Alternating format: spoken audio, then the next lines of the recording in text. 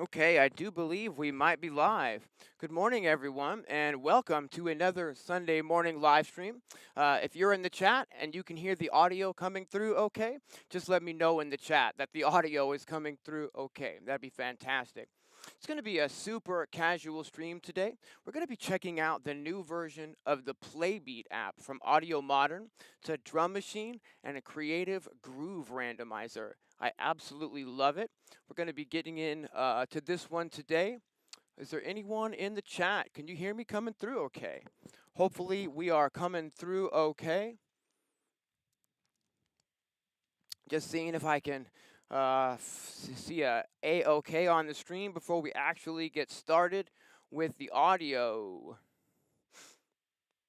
All right, well, we're going to go ahead and just get started. I'm going to assume that we're coming through clean and free today. I've got some notes for what I want to go over, but the first thing I want to do is just play through the factory drum kits and patterns that are included in this app.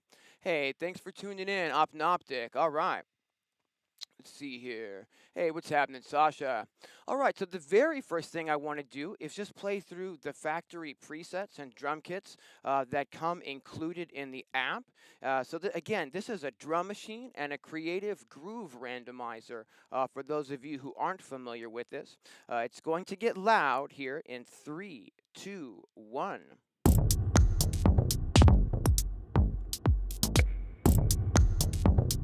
Hey, what's happening, Big John? Thank you very much. This very first preset really is just big and dark and epic right off the jump, letting us know, what's possible and what we're in for here. Here's number 2. Can you guys hear my voice okay next to the audio? Is the audio too loud or is my voice too quiet? Just let me know in the stream, in the chat rather, if I need to make any adjustments on the audio, friends.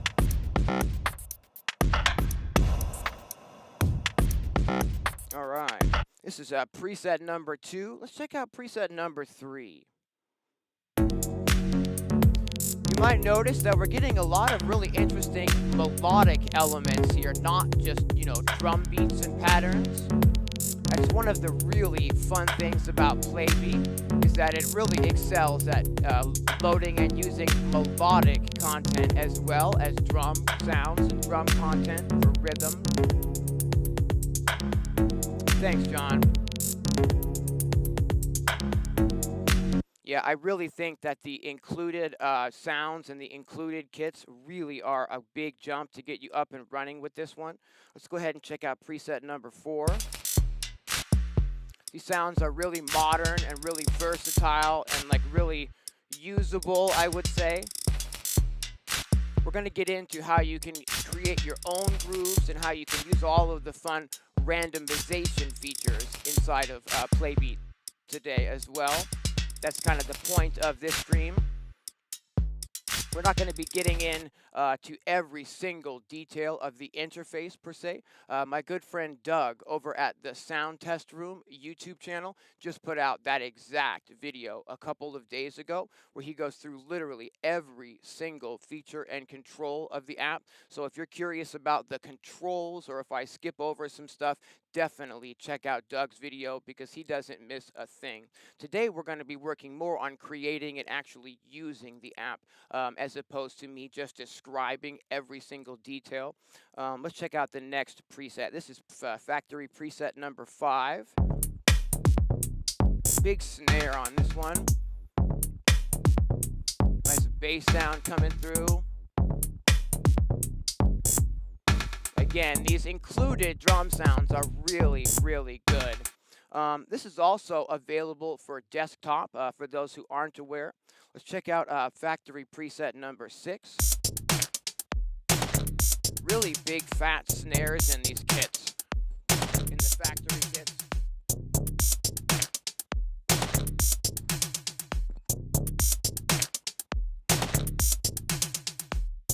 All right, let's hear factory preset number 7.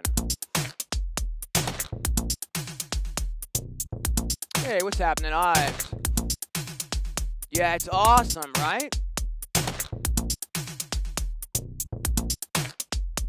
We're going to get into how you can actually use this in your workflow in just a bit, but I definitely want you guys to hear these included drum kits so you can get an idea of the sound quality and what's included when you get the app.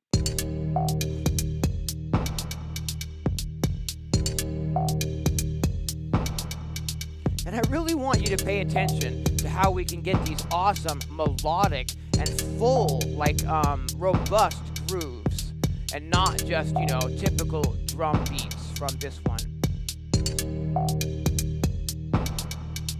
Okay, let's check out the next one. This is factory preset number 9. Nice deep and dark vibe on this one. I really like this kit. Number 9. Ooh. What's happening, Tony? Alright, let's check out factory preset number 10.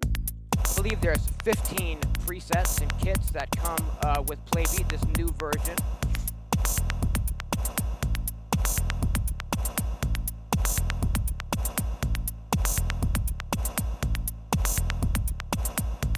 You may be hearing some reverb on the sounds and stuff like that, a little bit of texture. Something to note right off the jump is that there are no effects included in Playbeat. Any effect that you may hear on the sounds is something that's already baked into the sample. All right, let's check out factory preset number 11.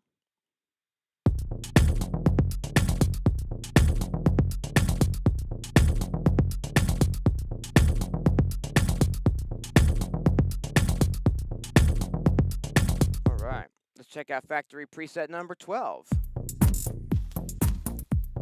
I really like how they're using that bass sample to create different bass lines in some of these grooves here.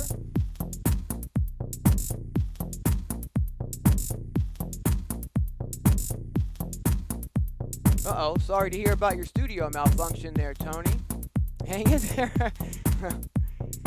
Ooh, I really like this one. Almost got a disco-y kind of flavor, like a dark disco. Let's check out factory preset number 13. Whoops. Oh, come on, just play it. There's that cool bass sample again, creating these neat, deep, dark bass lines.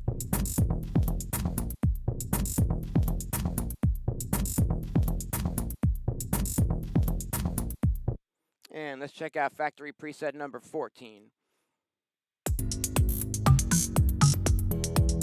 Really interesting dark vibe on this one.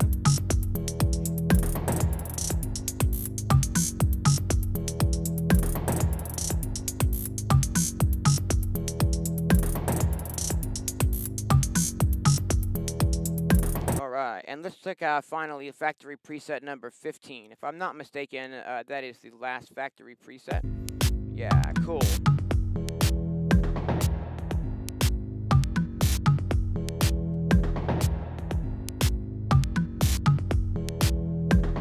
Oh, Tactic from Glitch Machines mixed with this. Yeah, that sounds like a really powerful combination. All right.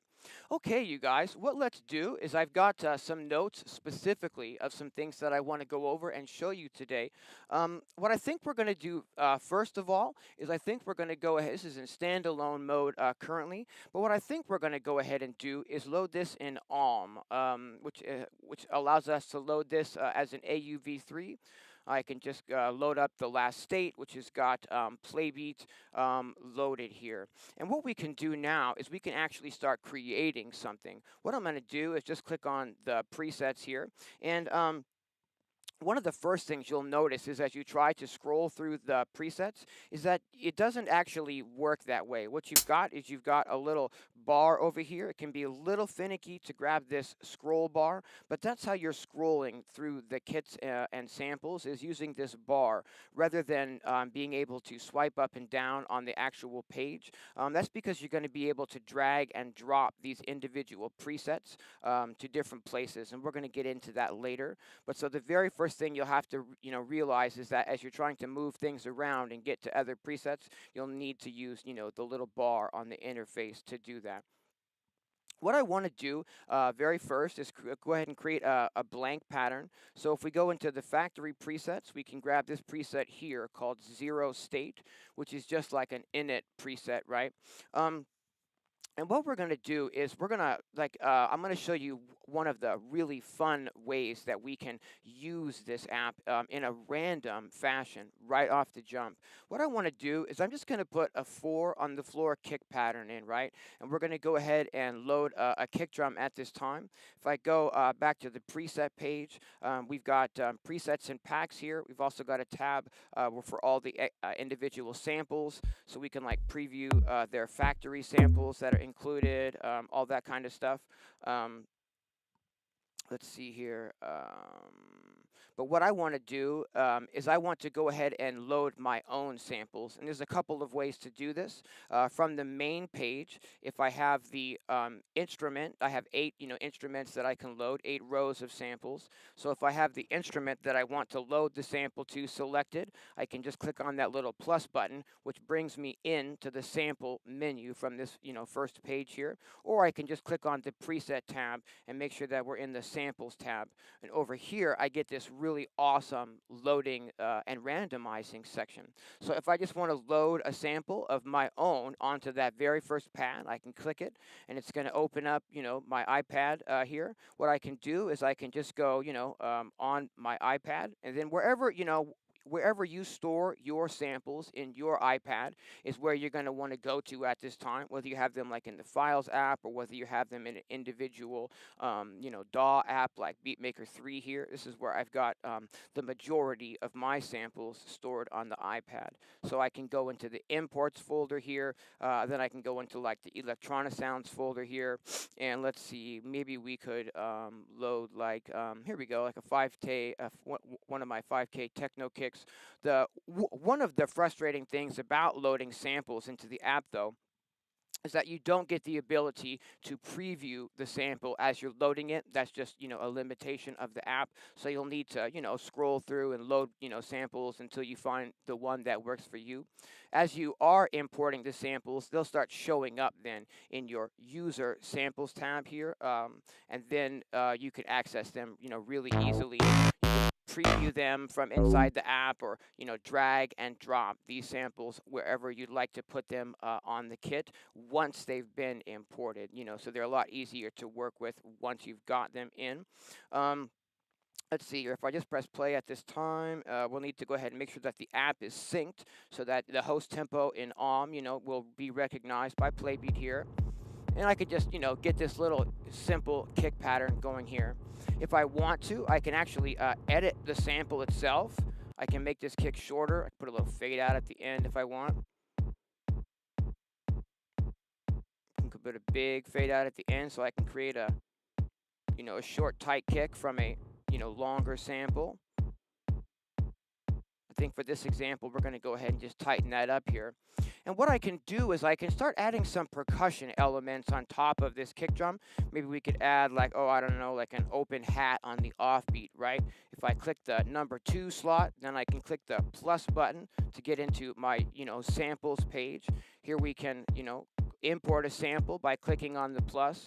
And again, wherever your samples are stored inside of your iPad is where you're going to want to navigate at this time. Let's see if I can find like an open hi-hat or something. Let's go to my Velvet Carbon Techno sample pack and go to drums. Let's just grab this closed hat here, because this is just an example that I want to show you guys. It doesn't really matter specifically about the actual sounds so much. And what we can do is right off the jump, if we want to adjust the levels of these sounds, we've got a mixer here, which we can do that. We can adjust the individual, samples here. All right, whoops. Go back to the mixer page here. All right, and what I can do is maybe fill in a couple more random dots here and try to load another sample. Let's go ahead and load a sample into slot 4 at this time. And we're going to go ahead and go to the plus. And I think we'll maybe, go for another closed hi-hat sound.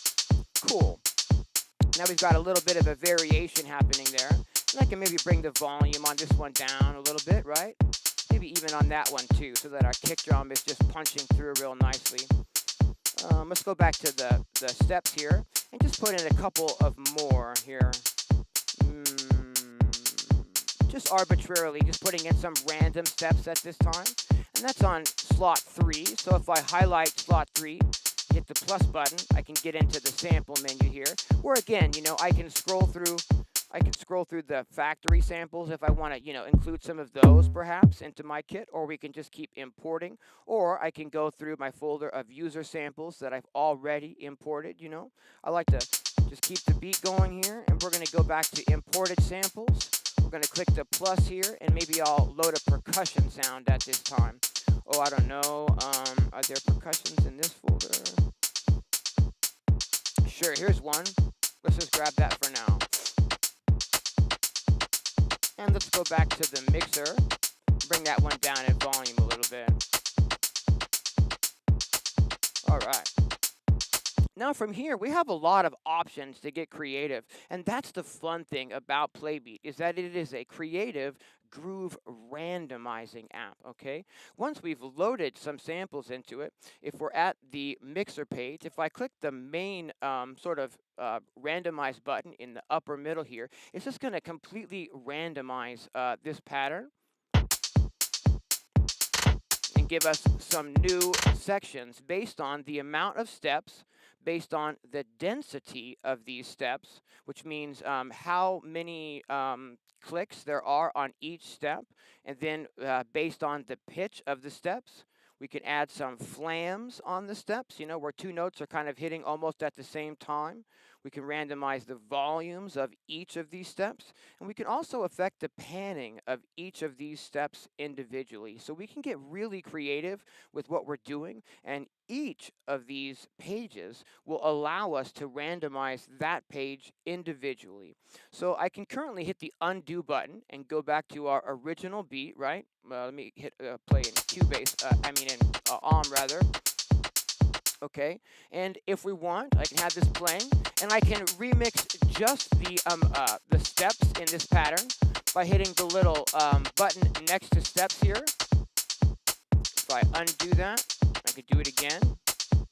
Oh, I see what's happening. It's not actually randomizing the whole pattern yet. Let me undo that because I'm still just selected on one row here. What I want to do is I need to have this selected to all. And this way, when I hit the randomize buttons at the top, it's going to affect all of the 8 sounds. So a better example of the global randomize now that I've got all tracks selected is here. When I hit that, we can see that all tracks have changed completely here, right? And given us a completely new, beat idea. If we don't like that, we can just hit the undo button and go back. But what this does is it randomizes this. If we hit the big global button, it randomizes our steps, it randomizes the density, it randomizes the pitch of these sounds, it randomizes the potential to have those flams, it randomizes the volumes, and it randomizes the panning. So we can do a whole lot of creative randomization of the patterns we load in just by hitting that main random button. But let's say that we don't want to get quite as extreme with the randomization, right? That's what these little buttons, these little 3 dots at an angle are on the left of each of these tabs. It will allow me to just randomize these pitches. If I don't like that, I can hit the undo button. Or if I'm on the flam page and I hit those 3 little dots, it will allow me just to randomize these amount of flams. Or if I'm on the volume page, it will allow me to randomize just these volume settings. Really super handy, the amount of creative randomization that this app can do. I'm going to check in with the chat real fast and make sure that I'm not missing any super important questions right off the jump as we get started. Thanks for hanging out, everyone. Hey, what's happening, Arthur? The desktop version is the same, exactly. Let me know in the chat what you found frustrating about the earlier version, Tom, and I'll see if we can maybe get that sorted with this new version. Okay. What we've got here, let's see. We've got just these, go back to the actual steps here. So again, we can choose between these pages of what we're looking at, or that mixer page here. But if I randomize just the steps, we can even do that while it's playing, right? Whoops. Or I can hit the wrong button entirely and randomize the whole kit. Let's address what I just did there by accident. Let me go ahead and undo that actually and see if it gets us back. Yeah, it does. But what I did here is I actually hit the randomization button on the drum sound. Now, if we go over here, that's the equivalent of randomizing all of these drum sounds here. We're not going to get into that feature just yet, but I love the fact that we have these undo and redo steps. So when you accidentally do something wrong, or if you don't like a result, it's really easy to get back to your original state here. So if I'm playing the groove, and I just want to randomize the steps in this groove, not like the pitches, not the densities or the volumes or the flams, I can just hit this little randomization button next to steps, and it's going to spit out a new rhythm only. Okay, if I like that, I can keep working with that. If I didn't like that, I can undo, right? We could try again. Each time, it's going to create a different, random result. Let's say we don't like that, we can go ahead and stop again. Let's say we only want to randomize these hats and the percussions so that the kick drum stays the same. This is where the creativity of Playbeat really starts to shine. We can go ahead and hit this little lock icon on this, whoops, doesn't matter, we can put more notes in if we want to, but if we lock this particular kick drum now when the randomizations happen, that kick drum won't be affected. Let me show you what I mean by that. If I get on playing again, we have our 4 on the floor, right? But now if I randomize the steps, it only randomizes our other percussion grooves. It's not randomizing that kick drum. That's staying the same. And if I hit randomize again, it's going to create another, random rhythmic pattern, but the kick drum is staying the same. Let's do that again. And you can either keep these as they are, or you can add to them, right?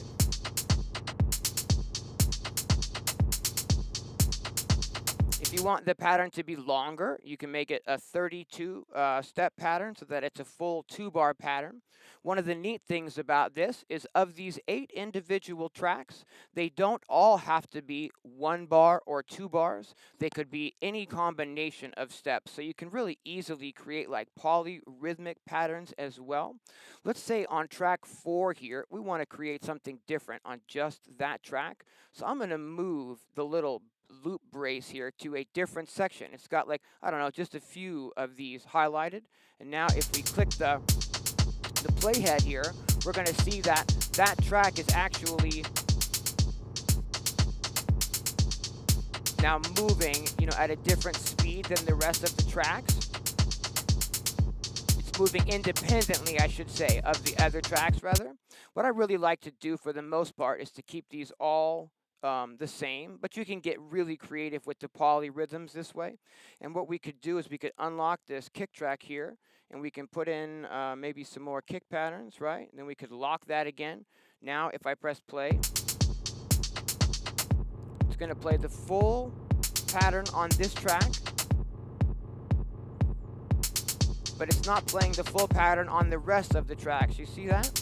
What we can do is make sure that all is selected, and then we can make sure that this pattern is 32 for all tracks, and now they're all going to follow along, right? I could put some more dots in here to get some more rhythms on those percussions. Looks like our tracks are not quite perfectly even here. I'm going to try to find out what's up with that. See, that one track, oh, I see, because I had it on the lock, see? So that's the power of the lock, is that it really does lock stuff down, and it makes it so you're not going to be affecting that when you randomize things. I'm going to go ahead and, put this to a full 32 step pattern, and then I'm going to lock that kick drum again.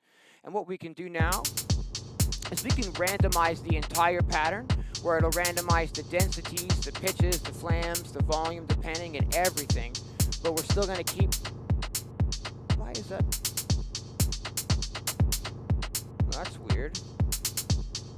Seems like it's a little bit locked up on me all of a sudden. Yeah, it is. It's not randomizing here. It is locked. Well, that's really strange. Let me take this lock off there. And now we're randomizing, but did I put the... I thought maybe I had accidentally locked some of the other tracks. I'm not exactly sure what the deal is here. So what we're going to do, I think, is just restart the session at this time to avoid any, future anomalies real fast. And what I'm going to do is just go ahead and put in an audio track, and then load an audio unit extension, and we'll just scroll down and grab Playbeat 3 here and start again from scratch. All right, fantastic. Let me just take a moment and check in with the chat, see if I'm missing any questions as we start going today. Mostly the navigation. All right, I really appreciate that, Aaron. Thank you. Yeah, I think I had something locked a little bit inappropriately there. But what I want to do is, yeah, let's take maybe just a closer look at the interface real fast, so I can explain maybe just a little bit more about the overview here. So again, we've got our mixer section, so we can adjust the volumes. We can mute and solo tracks really easily from the mixer. We can make any of our beats either a 1-measure beat or a 2-measure beat here. Now we've got a really interesting feature. This third button up at the top is actually a remix feature. Let me load up, let's load up a random factory preset here. And this is factory preset number 10. Listen like it sounds like this here. And what I can do is I can use this pad icon here to go into this remix pad and sample trigger section, which is new. And what this does is it's going to auto remix our groove and create literally 15 different variations of this in like a second. So our very first groove is here. If I press play again, we're hearing our main groove as we, programmed it in. But if I hit any of these other pads, it changes to another random version of our groove that it has remixed. Sometimes these are amazing, sometimes not so great. And we can go back to our original groove at any time just by loading the very first remix pad again.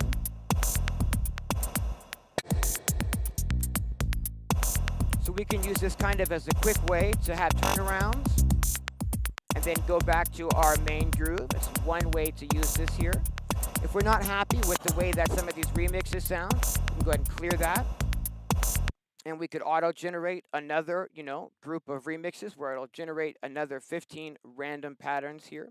We can also get to the sample trigger page where we can actually trigger any of the sounds that we've got loaded. And this isn't really that big of a deal. Most of us aren't like the world's best finger drummers on iPad, for example. But we do have a Midi learn in the new version of Playbeat, and that's why this is really cool, because you can assign these pad triggers to anything you want. Maybe that's an external drum pad or an external drum machine. You get what I'm saying? To route this so that you could sequence it from something else. Again, being able to play that with an external drum pad would be pretty fantastic. So we can get out of the Midi mode there. So we do have that wonderful, just instant remix page there, basically, where you get the access to either, tapping the pads in real time or being able to create, just 15 random remixes in real time as well.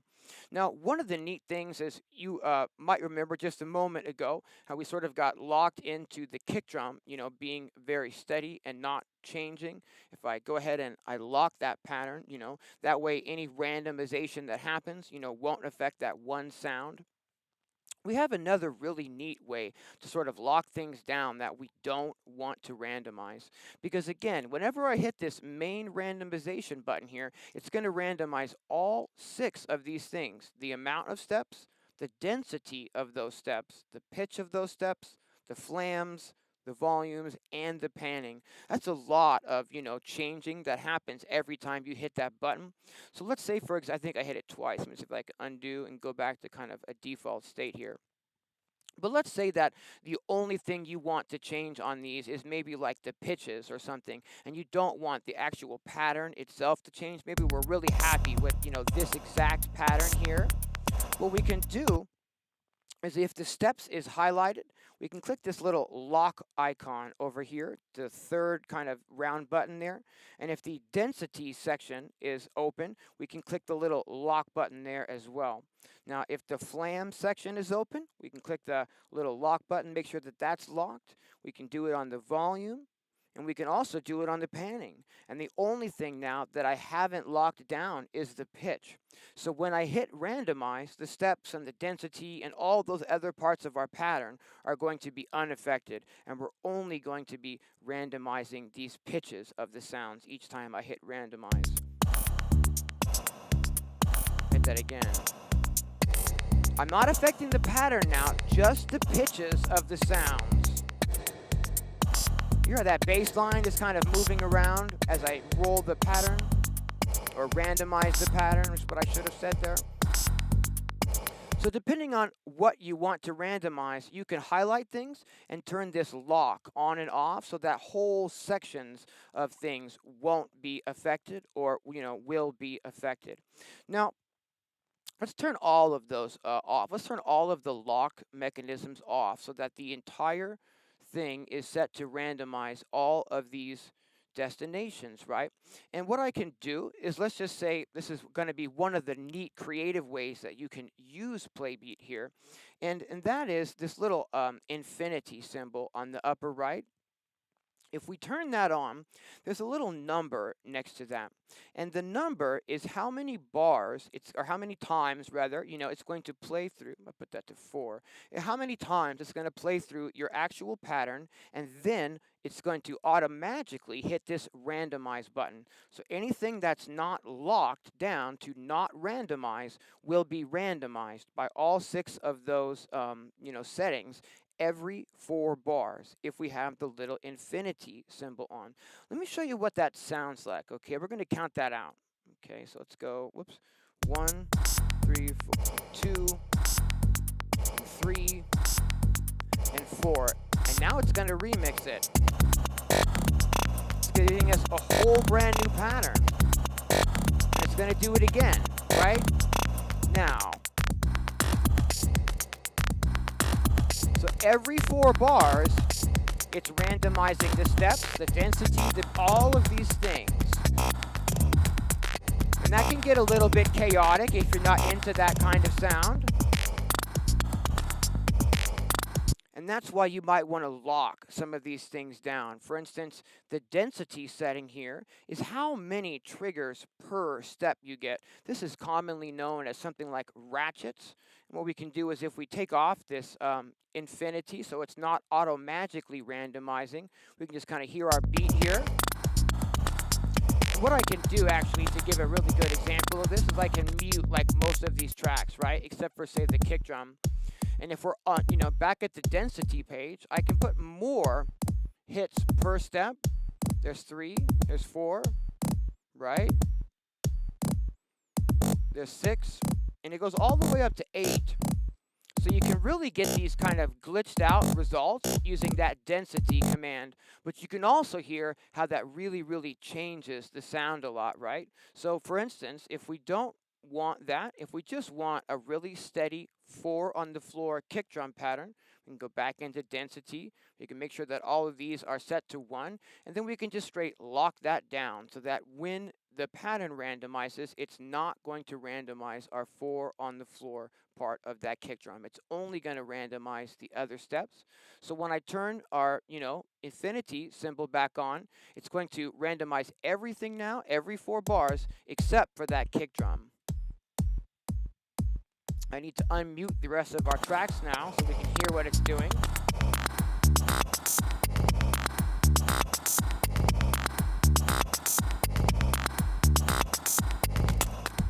But you hear how the kick drum stayed the same when the pattern randomized this time?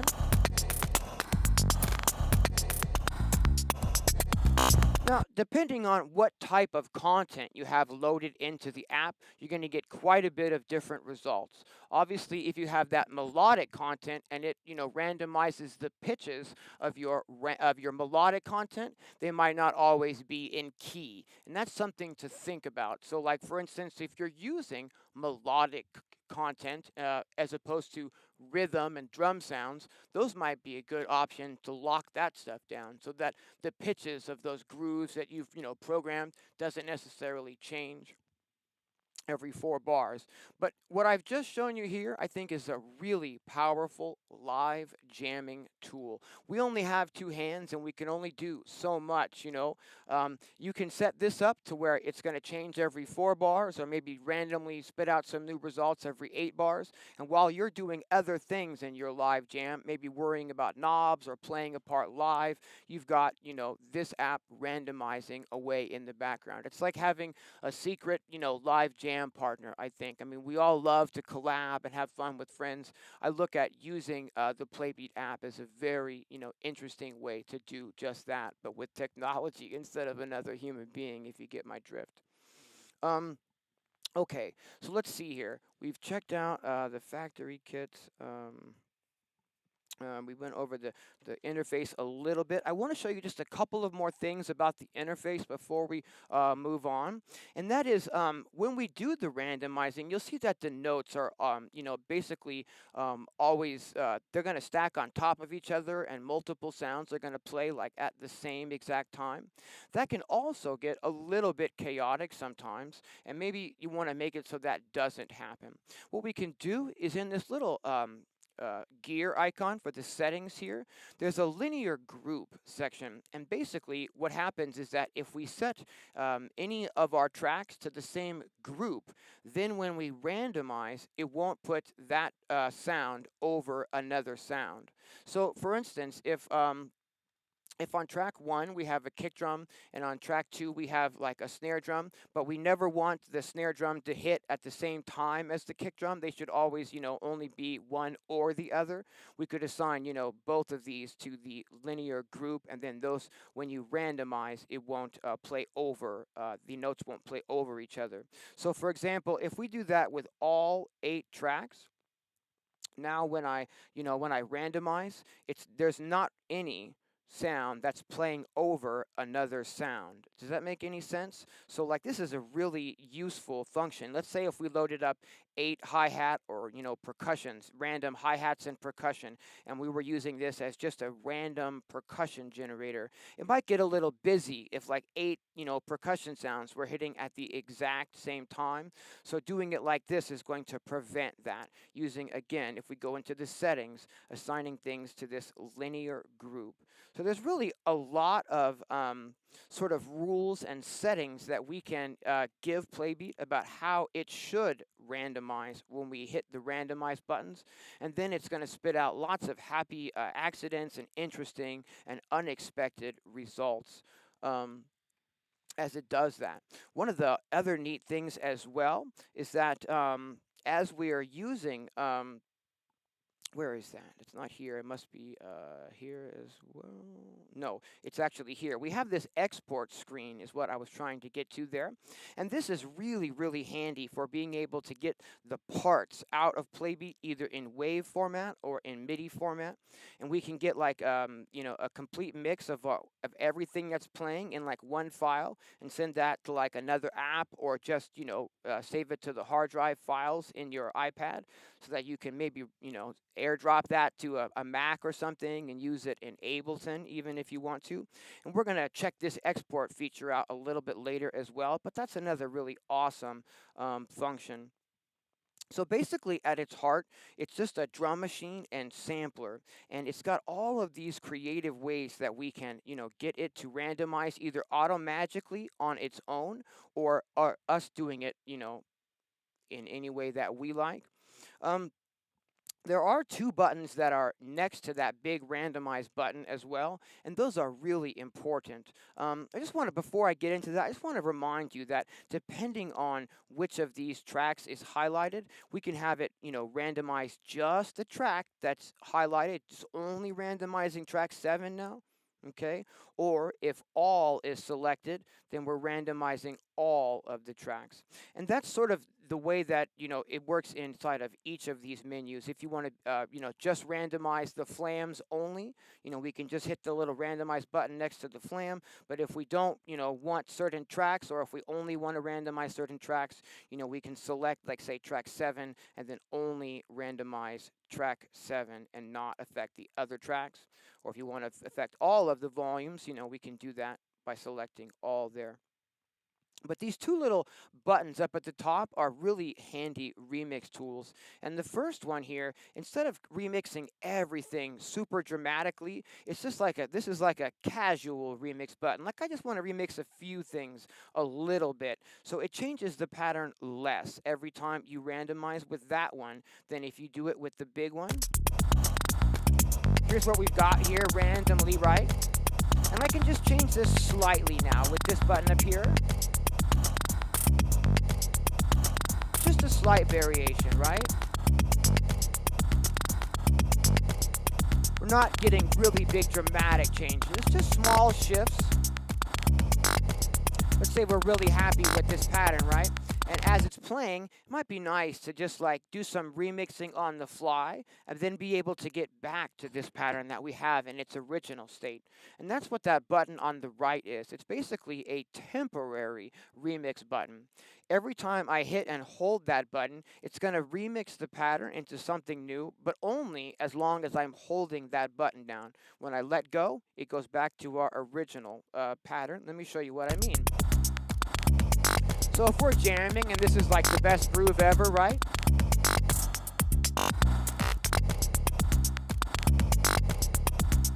Can maybe make this a little bit more easy to listen to and hear and focus on if I take out some of these extras.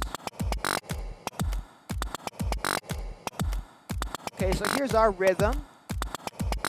And we can just temporarily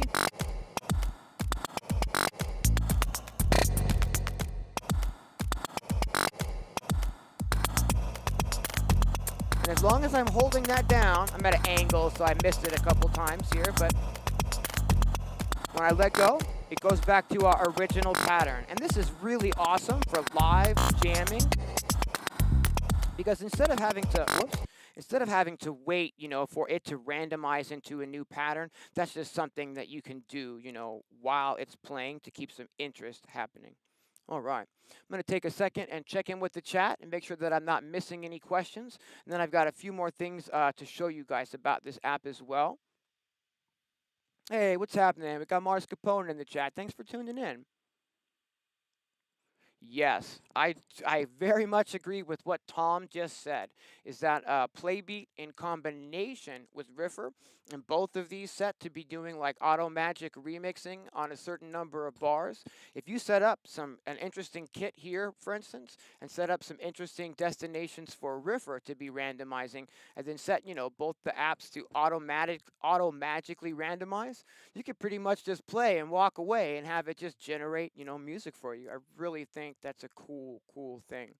Okay.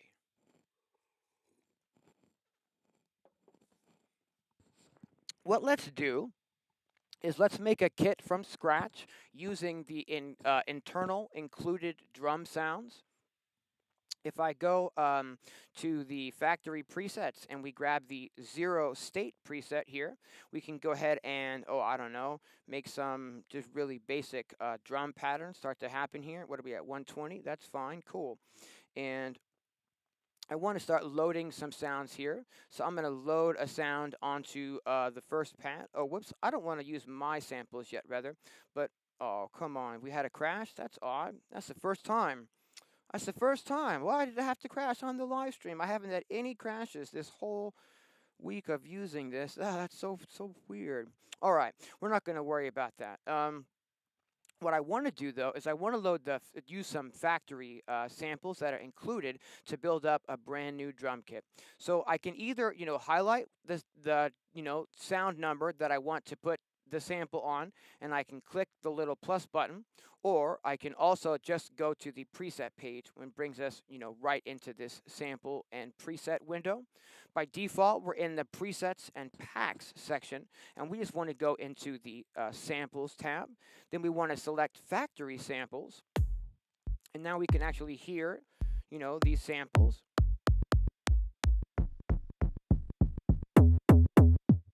Let's grab this kick here, and I'm just going to drag it onto our first slot here. And what I can do now is I can play our beat so that we can actually hear, the kick drum going in the background. So I can find a snare to match to that maybe. Bring these volumes up a little bit. And let's go ahead and highlight sound number 2. press the plus button, and we're going to scroll down to some of these snares.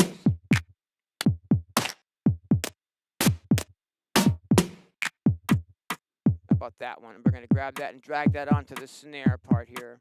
Let's go ahead and just put in a couple of hi-hats at this time. I'm just going to put in a couple of dots, randomly. We're going to select drum number 3 here, hit the plus button to get us into our sample window. Oh, I don't know, let's scroll around and see if we can't find some hats. This is very loud. Let's grab this one. No, I like that one. It has a little bit of reverb on it. Yeah, that's cool. All right. And let's make it a 2-bar pattern by going and clicking the 32. It doesn't affect the, what we've created by default when we do that. So to get all 3 of those tracks, knowing that we want it to be a 2-bar pattern, I just select all, and then, we're gonna move this playhead so that it covers all of these 32 beats. And what we can do,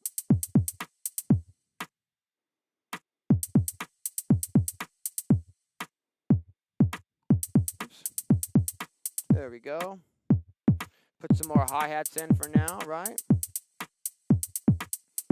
All right, and what let's do is I'm going to put a couple more dots in on the next row, completely randomly. I'm going to just highlight that sound. I'm going to hit the plus button, and let's see what we've got here. Do we have like some percussions and stuff? Cool, let's just grab this little guy right here. Yeah, if I go back to the mixer tab, we can bring that guy down in volume maybe. And now things can start to get really interesting. If we leave the steps page, we can, program densities on these so that, when the sound hits, it hits more than, one time on the step. This is commonly referred to as ratchets in a lot of other things, software and hardware. I like to put these on hi-hats a lot of the time. Get some ratcheting going on some of these hats. One of the things we can also do is go over to the pan tab. We can pan these hats a little bit creatively, like maybe pan a little bit to the left, pan some a little bit to the right.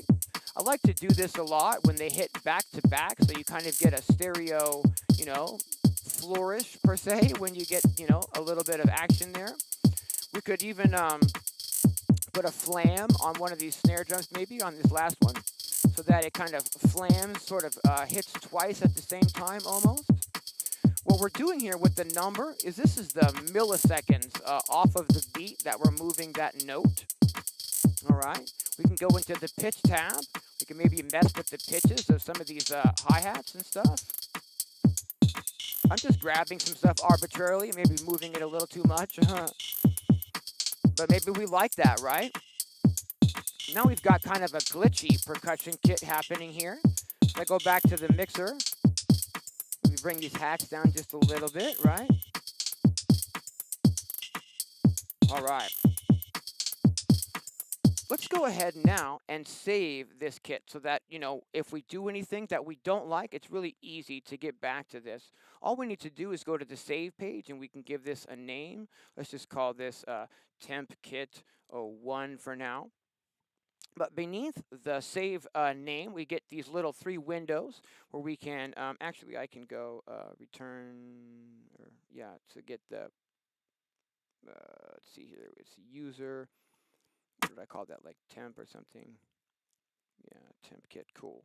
All right, so now we've got that saved, and what I was trying to show you though is that, under here, when we're saving the kit, it allows us to choose 3 different genres that this kit might be appropriate for using in. And I think that's a good thing to sort of embed into the kits when we're saving them, because later we can scroll by genre. So like say we have 100 kits in here, because there's going to be quite a few, people making kits and packs for this. We're going to get into that in just a moment as well. And it might be really handy to be able to search for like just your hip hop kits or just your, future garage kits or your psytrance kits or whatnot. So if you embed those genres, when you're saving your kits, that can be really helpful. Let's go back to save here, and I'm going to do just that. I'm going to pick, it doesn't matter. Let's just pick, let's pick like this one and that one and this one. Looks like the There we go. I can get the keyboard out of the window there. I just picked 3 different genres and I can just embed those into the kit there. So now we've got that kit saved. And we can like go back, and maybe we don't want the kick drum or the snare drum to ever change when I'm randomizing some stuff. But maybe so I'm locking those down with the little icon on the right here.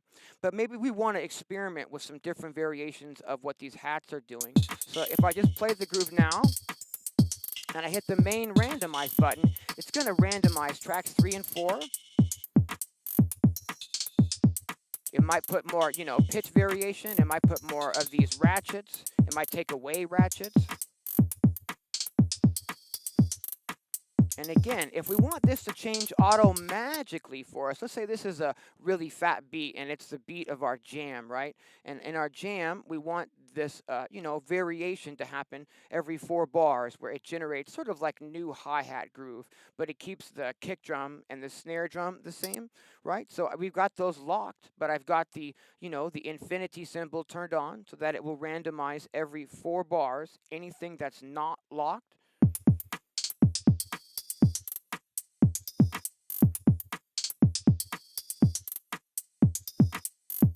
It's actually not, I keep saying bars, and what I mean to say is times through the pattern.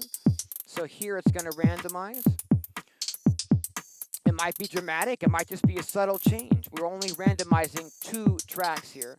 So obviously the more tracks that are playing in your kit, the more tracks are going to randomize. But of course, if you don't want that many things to randomize, you can keep your kit smaller like this, to where only, your hats are randomizing.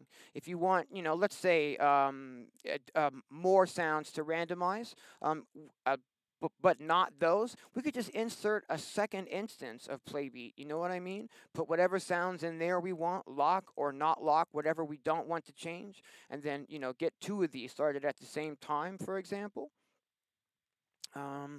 Let's see here. Just going to check in with the chat, make sure that I'm not missing any important questions. Yes, it does have MIDI learned, absolutely.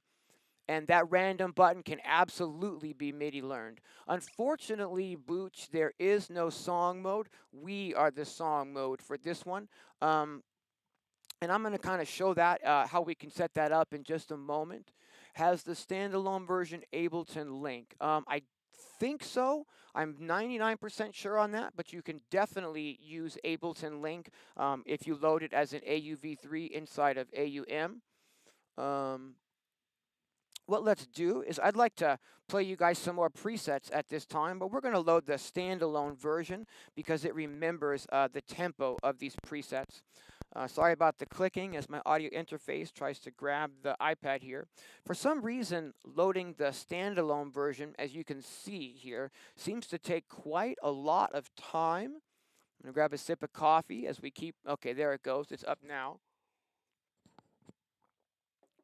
But for those of you who've got the app, on the Audio Modern website is a free pack of presets that you can download. These are made by me. I made a pack of 25 kits, and Audio Modern is giving these away for free. If you don't have them, go grab them. I'm going to play these for you now so you can hear some more of what the app is capable of, and also, what these presets sound like if you don't have them. You just need to go to their website. It's a quick checkout procedure. I'm not 100% sure if we can do it via the iPad yet.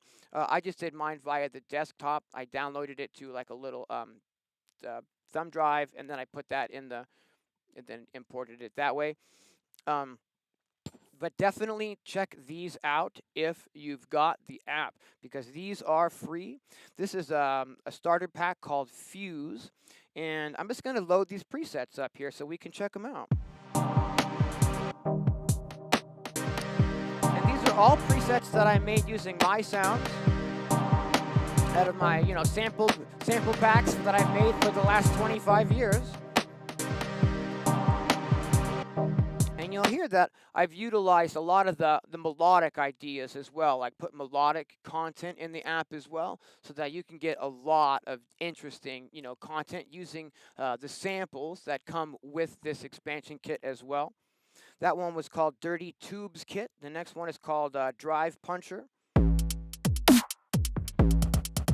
Boy, that snare is big.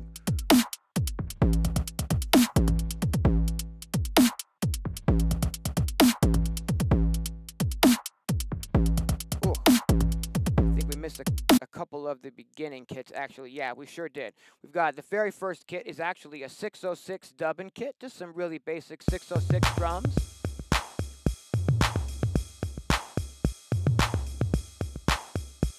But the point in me playing these kits for you guys as well is so you can hear some more of the sounds that you can get if you purchase the app. Again, these are all free at this time. I believe they're going to have, some more free packs as well. I don't know that specifically, but I would, guess there's going to be some more free ones. This one is called Angry Box Puncher.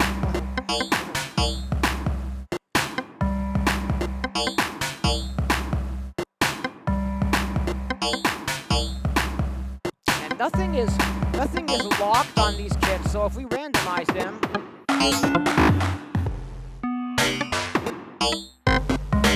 get some really, really interesting and unique results right away.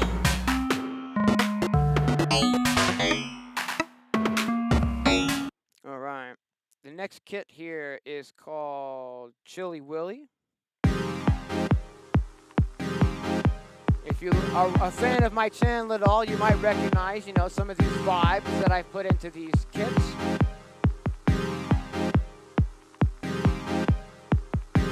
Some really fun stuff here. The next kit is called Coffee and Cigarettes. Whoops, and I've already remixed it. I should probably go back and unremix it there. Come on.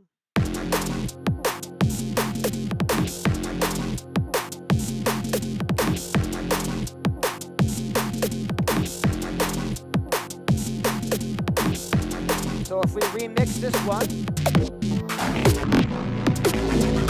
you can hear that it can get pretty chaotic pretty quickly. And again, how we would avoid that is just by locking some of these sounds maybe, or choosing maybe not to randomize the density, or maybe choosing not to randomize the flam, etc., etc.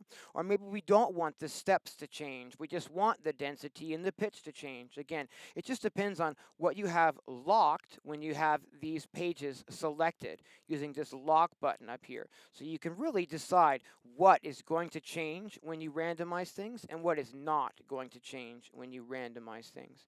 This next kit is called Dim Breaks. Big ol' snare.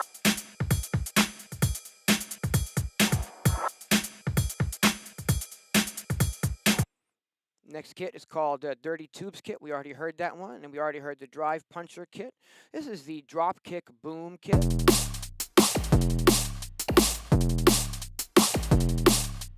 I spent a lot of time putting these 25 kits together, and they contain, everything from really aggressive stuff to really chilled out, like dub techno kind of grooves that we've heard. This one is called Dub Smack. I really like big, fat, fat snares. So in this pack, you're going to get a lot of those big, really bass music and drum and bass style kind of snares. This one is called Good Flutin'. It's got a flute sample in it from my drum and bass flute riffs app. This one is cool because you can scroll the tempo of these grooves around.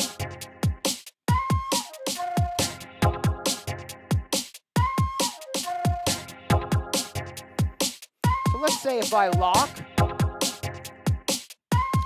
our melodic content and I remix the pattern,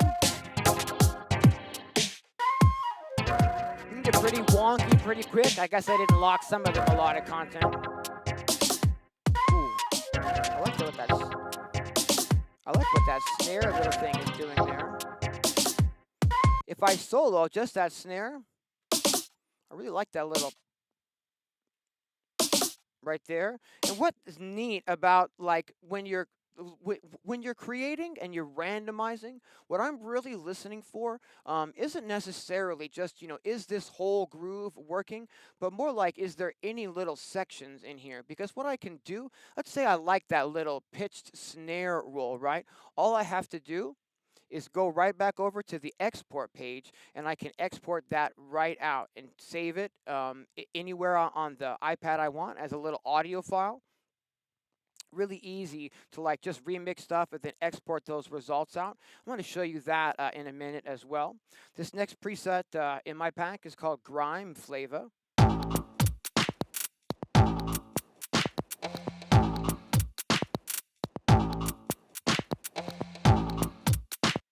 And this one is called On the Scrambles.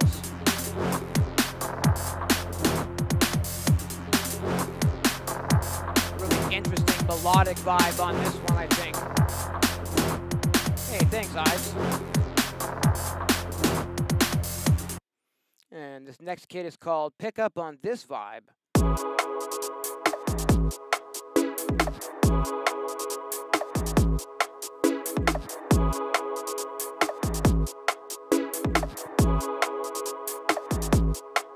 All right, and this one is called Papa Said So.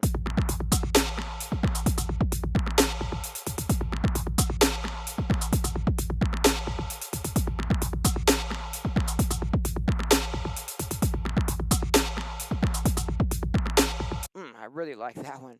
This one is called Seeking Shelter. Kind of a chilled drum and bass groove, right? Imagine what you could create using these sounds only and remixing them into your own grooves and content. I tried to include a lot of different sounds in these 25 kits so that you can really create lots of different sounding grooves and whatnot. This one is called Shuffle Off to Hazy.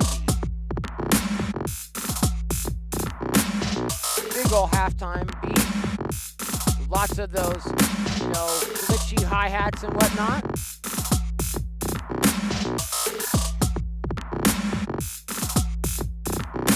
All right, I really like that one. This one's called Smackdown. Can't stress this enough. This is a free pack, so go grab this one if you've got Playbeat. Next kit is called So Far Underground. Really interesting dubby vibes on this one.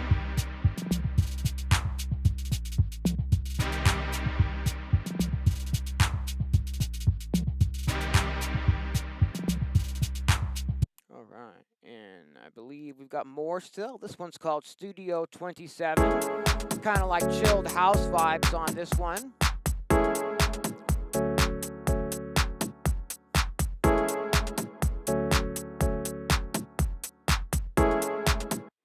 And we've got The Boy from Planet X.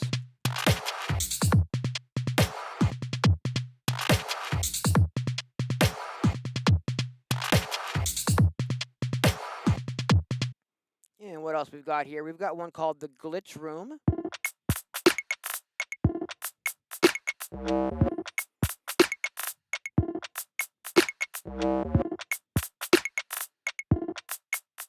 Gotcha, I really like that one too. We've got one here called These Circuits Are Probably Broken or something. Yeah, another one of my big snares on this one.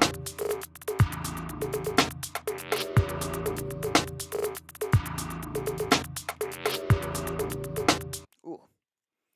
And let's see, this one's called Underdub. More of that dub stuff.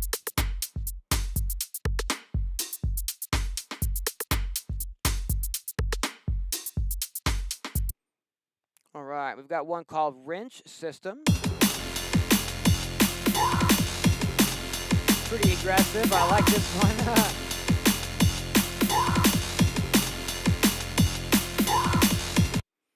All right, and we've got one called You Are Trippin'.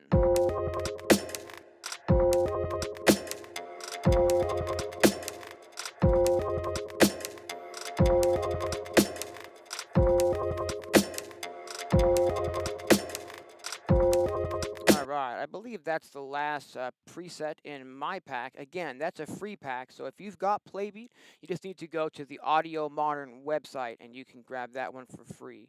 I believe we can just do last state here and get back in here. Fantastic. Okay. What I want to do is I want to show you guys how I got a few more things that I want to show you actually. The first thing is we're going to build another kit using imported samples only. We're going to import some samples from the hard drive of Playbeat and put a kit together. I think what we're going to do is do a drum and bass style kit from scratch at this time. So what I'm going to do is bring the tempo in up to, oh, I don't know, let's bring it up to 172 beats per minute. It's pretty good drum and bass tempo. And what I'm going to do is I'm just going to go to the factory presets and grab that zero state preset, which just puts us into an initialized preset state, and we can just start creating a really simple drum and bass beat this way. I'm just going to put in a don't chat kind of rhythm, right? And I've got the sample one selected so that we can load a kick drum into sample one. I'm in the sample page here, and I'm just going to hit the plus button. Now, again, you'll need to navigate wherever on your iPad you are storing your samples. Mine are mostly stored inside of the Beatmaker 3 app. I think we're going to load up some stuff from my, no, not Bassworks, but Bass Music Drums, because it's really, really just easy to use. I've got 250 kick drums, 250 snare drums, and 250 hi-hats in this particular sample pack. And all of these samples are really great for, like, bass music, like drum and bass and breaks and stuff like that. So I'm just going to randomly import one of these kick drums, and then we're going to go back and we're going to randomly import one of these snare drums, pick from one of these 250 snare drums. How about that one? And we're going to pick from one of these 250 random hi-hats. Again, this is my Bass Music Drums sample pack. Let's grab that closed one there, and let's go ahead and put in just a really simple hi-hat pattern here. Let's hear what we've got. Why is our tempo so slow here? Oh, because I programmed at halftime. Oh, because I don't have the tempo sync on. Whoops. So I didn't have the tempo sync on so that the app wasn't syncing to the host there. We've got that turned on now, and now the app will follow, Playbeat will follow along with the tempo and right? So what we can do is we can go to our mixer page. Bring that up a little louder for the stream. Bring those hats down.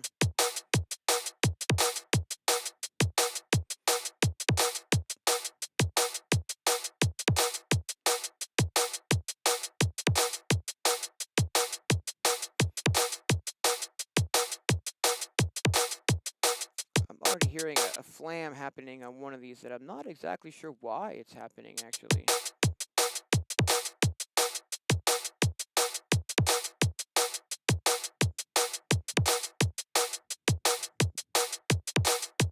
It sounds good, though.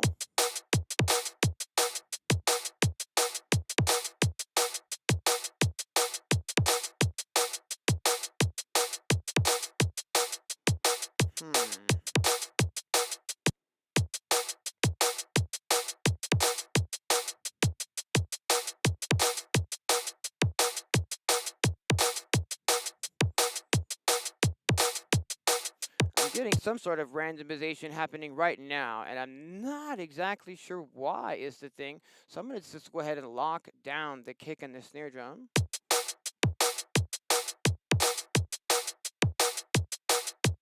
Well, I still don't understand why that is happening. I'm going to zero state this again and see if I can get to a place that's making some sense to me here.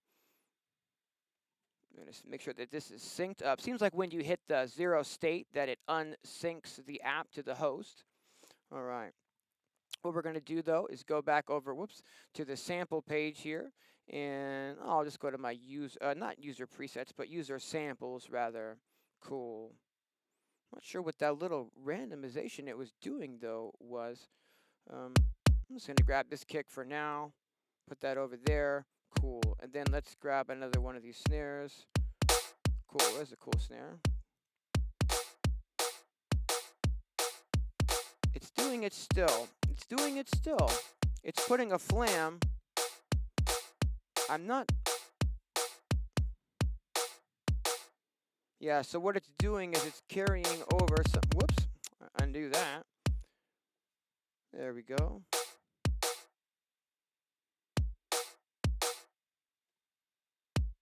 So if I bring this back to 16 now, that was a weird little glitch it was doing. Hopefully the developer is watching and saw what that was doing and knows exactly what to do to make that not do that. All right. But nonetheless, we're back in the steps page. And let's go ahead and load a third sample now into the third sample slot. If I go to the samples, we can be in user samples. Cool, there's a closed hi-hat. We can drag that over, right?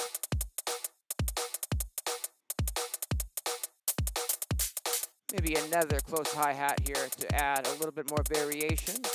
Yeah, and then in the mixer, bring these hats down a little.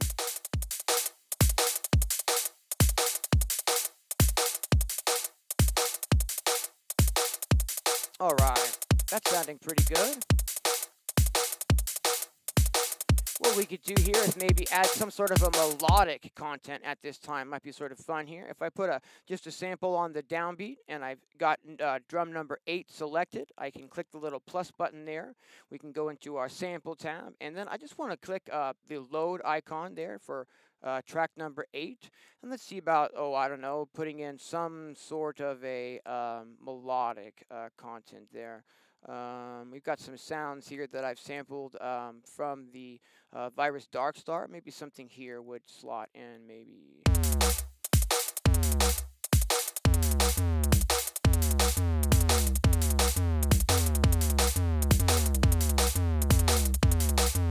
Alright, let's go to the mixer and bring that bass down a little bit. But here I can go to the pitch page. I can affect the pitch of the bass.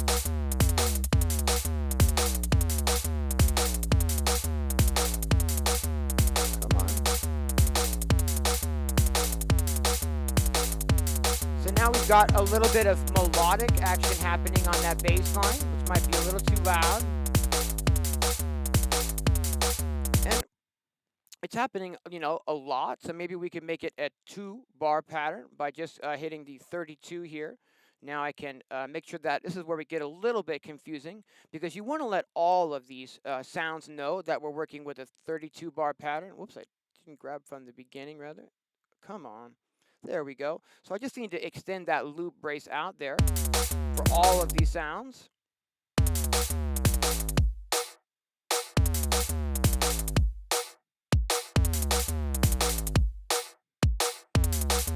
Arbitrarily put some more of those hi-hats in.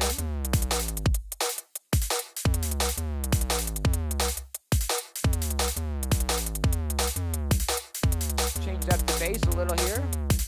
Yeah. We can maybe go into the pitch of that bass again and do the same thing. Change some of these notes. Cool.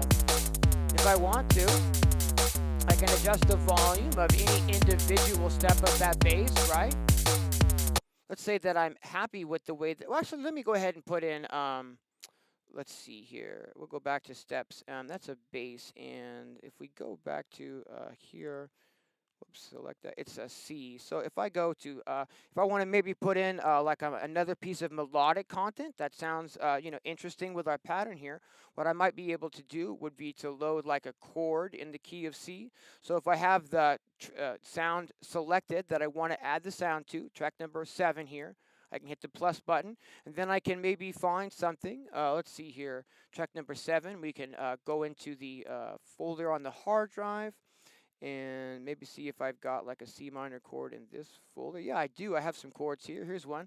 Unfortunately, we don't get to preview them from the actual folder, but once you import it the first time, it's going to show up inside of your user samples. So now you can preview that in the future.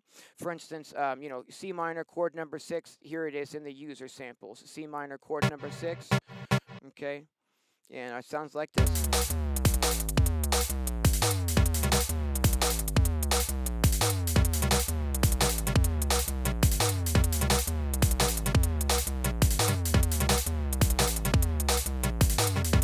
And what if I want to affect some of these pitches as well, right? We can get really creative here. We could go into the pan page, maybe pan a little bit of those chord stabs, a little bit left, a little bit right, just for fun. Maybe we could, I don't know, affect the pitch of some of these as well.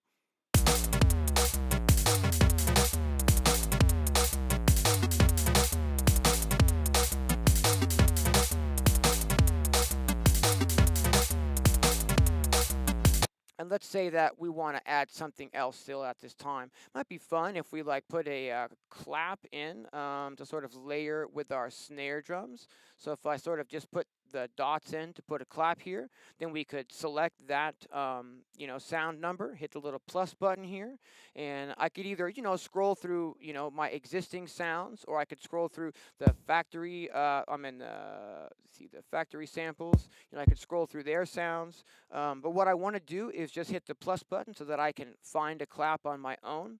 And let's see. Oh, I don't know. How about my reflective sample pack? We'll go into drums. We'll go into the claps and snares folder, and then here's a clap. We'll grab that, and sounds like this. We can even do creative stuff on that, like slam the clap, or maybe change the density so that it's really thick on one of these. Let's see here.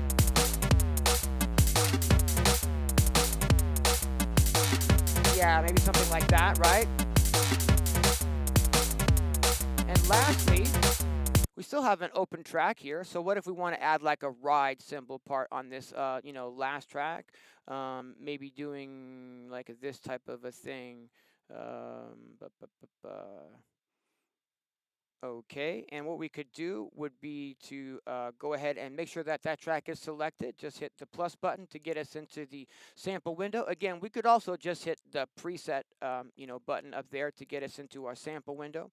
Now we can hit the little plus there, and we can try to find like a ride. So if I go into the symbols, there is a ride right there. See what that sounds like.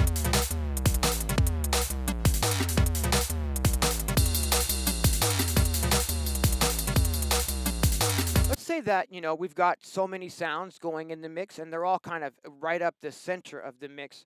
So, I've panned a few things creatively, but let's pan this ride, shall we? If we go back to our steps, we can see that it's just an eighth note ride here. And so if I go to the pan page here, we can see each note, each step rather, gives us the ability to pan that step individually.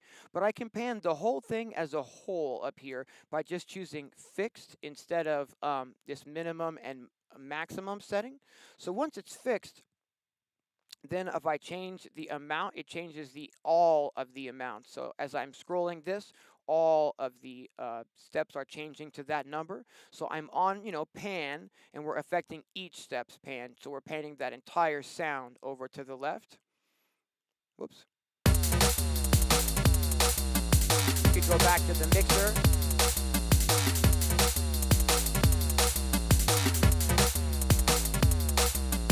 All right, but let's say that we're really happy with this kit now, so we could go ahead and save this. We could give this a name. We could call this drum and, I don't know, funkiness or something. We would give it those categories by bringing the little thing down. Oh, I don't know, this is what, like drum and bass, right? So this maybe could also be, oh, I don't know, breaks, and then maybe just electronica or something, right? Drum and funkiness, and then we save that, and it saves that into your user presets. Now here's the thing, is that you can make your own packs right here on the iPad, and you can export those and you can share those with your friends. You can even sell the packs if there are sounds that you've created yourself. You're obviously not going to want to put sounds from your sample packs in here and then try to sell it. You didn't make those sounds, but you can definitely create your own kits this way. So you can just go create new pack. You can give your pack a name. You can give your pack an author, which would be you, hopefully. You can put a little description for your pack, and then you can actually export that out, the whole pack, into one file so that you can share that with other users to import, just like we did here with my pack, the Fuse pack. One other thing about the kits that's really interesting in this loading screen here, where again we can load presets and packs, or we can load samples right from the same screen. What you can do is you can actually interchange the sounds or the patterns for the kits. So we've got a kit going here that we just created from scratch, right? It's our drum and bass kit. Okay, but let's say we want to do some experimenting, right? And this is sort of where, when you're spending your time in this sort of way, you can get some really unexpected and creative results. What we might want to do is go into, like, this is one of my presets. It's called Coffee and Cigarettes, right? And we can open up this window here, we can actually preview the individual sounds that are in that kit. And let's say, we like this kick drum better than our kick drum. We could grab this kick drum and we could drag it over onto our kick drum, right? We could also replace all of the sounds in our kit right now with the sounds in this kit. We would want to make sure that we have saved our kit, if we ever want to go back to it. And we saved it as drum and funkiness. So I can just go load sounds. And now we've loaded the coffee and cigarettes sounds, but into the pattern that we just created. And what you can do is you can interchange out, these kits while it's playing and see if anything strikes your fancy, right? Here's the sounds from another kit, right?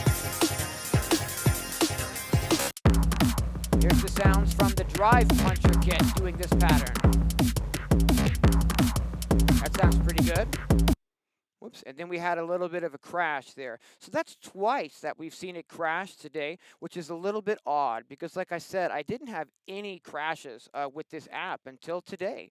One of the things that I'm noticing, though, that is different is that I'm using it inside of today, whereas typically I've just been using it as a standalone app.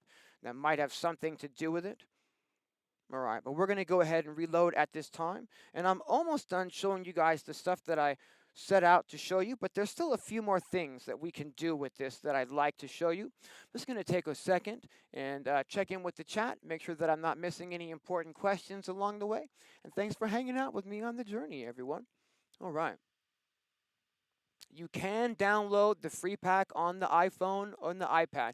Thank you very much for that. We've got a thumbs up on being able to download the pack right from the iPad. Fantastic, Tom. All right. What's happening, Douglas? What is that USB 1 and out display up top? That is, what we're seeing there is we're seeing the output here in and yes, you are seeing it clipping. What we would be able to do, and in mine, I had the master up at 100% out of all my kits when I saved them, but all we would need to do if that's clipping would be to come in and just turn the master setting here on the drum machine down.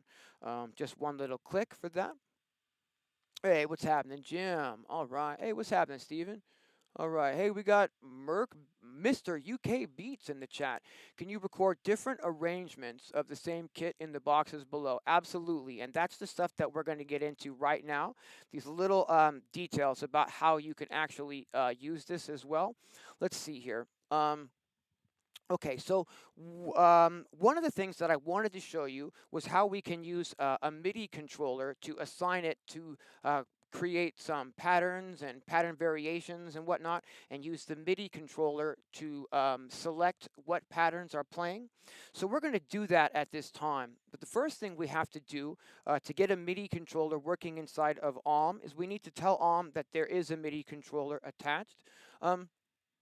The audio interface I'm using today is the Novation Audio Hub 2x4. Unfortunately, this one is discontinued. That's a real shame. Sometimes you can find these used on eBay. They're built like a tank and they're amazing to use with iPad. The thing that makes them so perfect is they're a built-in powered USB hub right in the audio interface. That's why it's called the Audio Hub 2x4. It has 3 powered USB ports right in the front. So I'm using the Apple brand, HDMI adapter, USB-C out from my iPad into this adapter, and the adapter has the USB, and then we've got the USB cable connecting the iPad to the audio interface. So the MIDI controller is talking to the iPad by plugging the MIDI into the audio interface. But if your audio interface probably does not have a USB hub built into it, you'll be plugging your audio interface into a powered USB hub and then plugging your powered USB hub into the iPad. And that's how you'll get your audio and MIDI out to whatever you want to get it out to. You would plug your MIDI controller into that powered USB hub to get it talking to the iPad.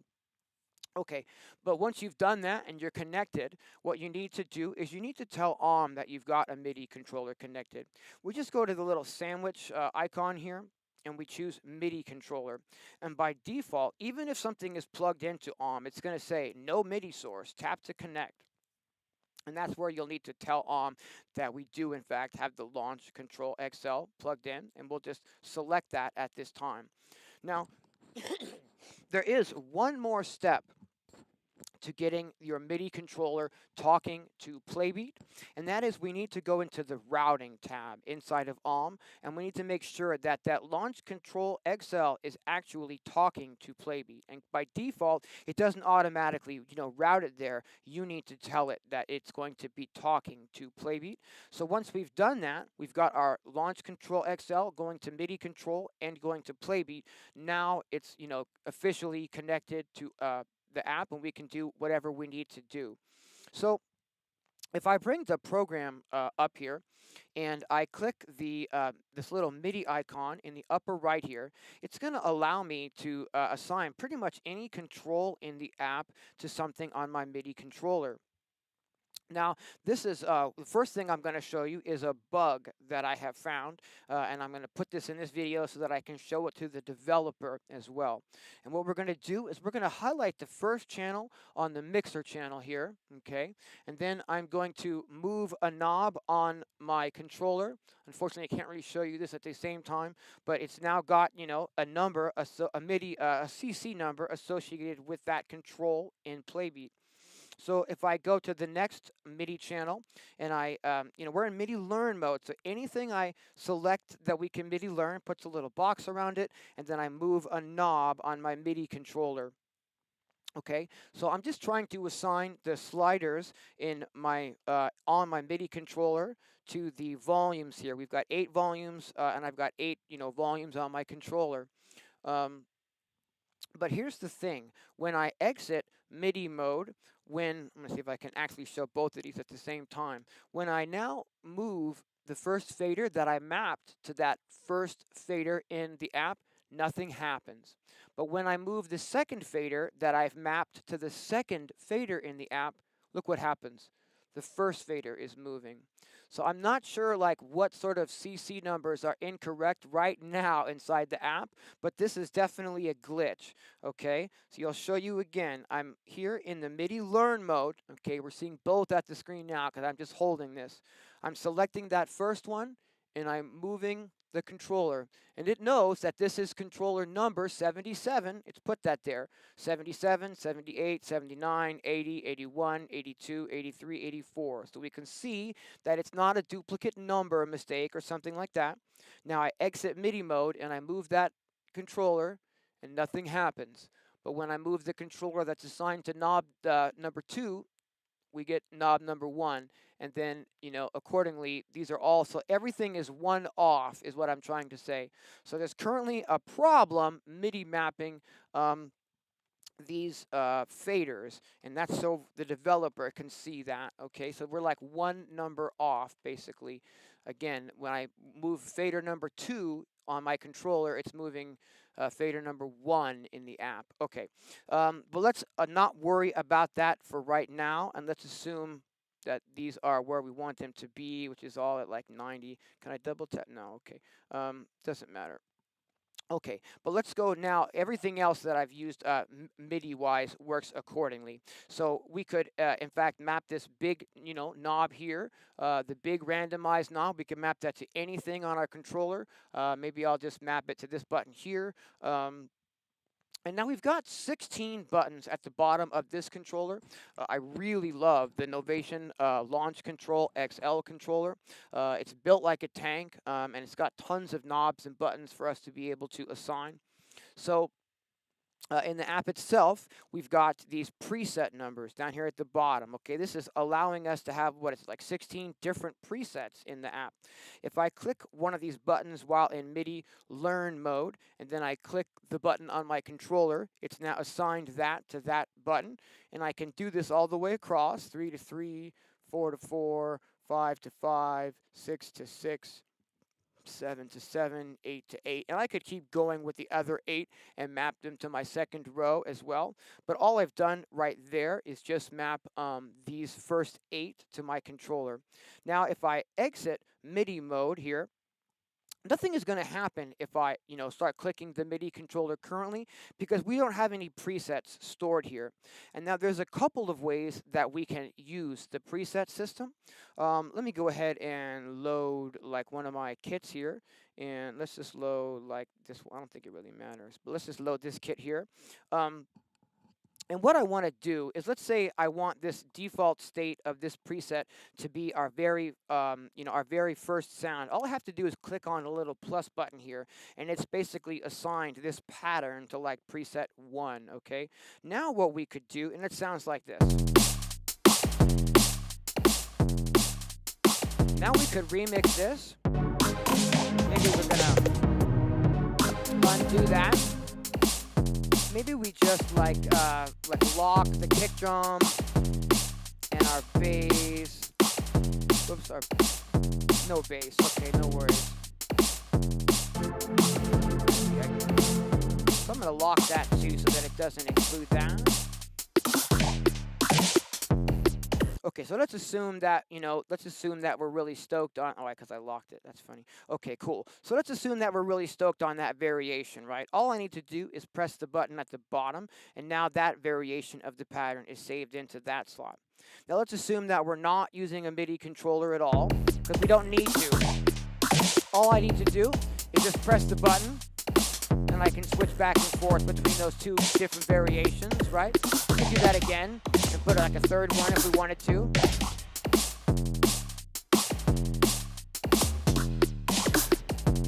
So we can go back and forth between the patterns really easily that way. And the same is true for using our MIDI controller. If we have it on, all I need to do is, wow.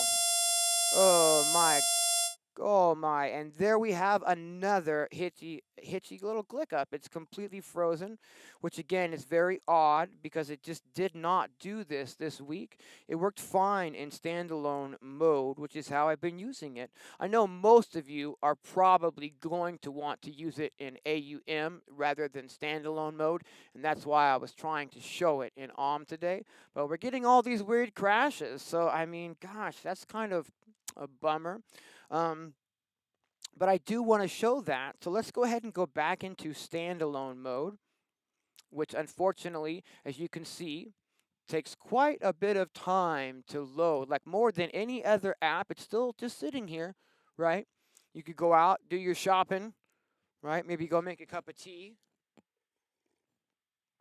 It's okay, there it goes. So what did that take? About 20, 30 seconds to load the app? That's quite a bit, Okay, let's do that same type of thing though. Let me just load up this kit here. And this is just a dubbing kit. It doesn't matter which kit it is. All right. And then let's just put that, I see, it saved those regardless. Is that what the deal is? Let's see, let's find out. Didn't have my MIDI mapping completely remembered, so let me do that now.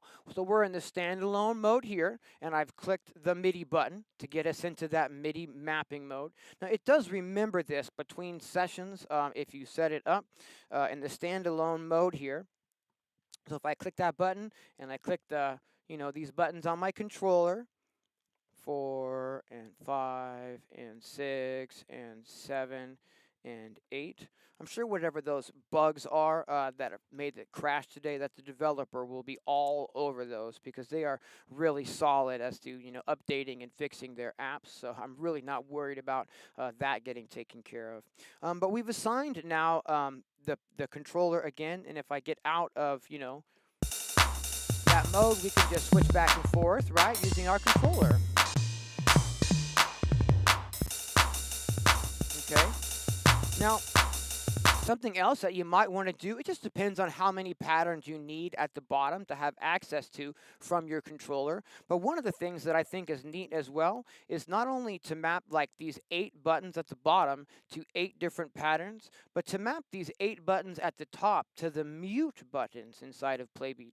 So if we are at the MIDI Learn page, I can click on the mute buttons, all right, that are on the left here of our first page, 3 and 3, 4 and 4, 5 and 5, and I can assign these to my buttons on the controller as well.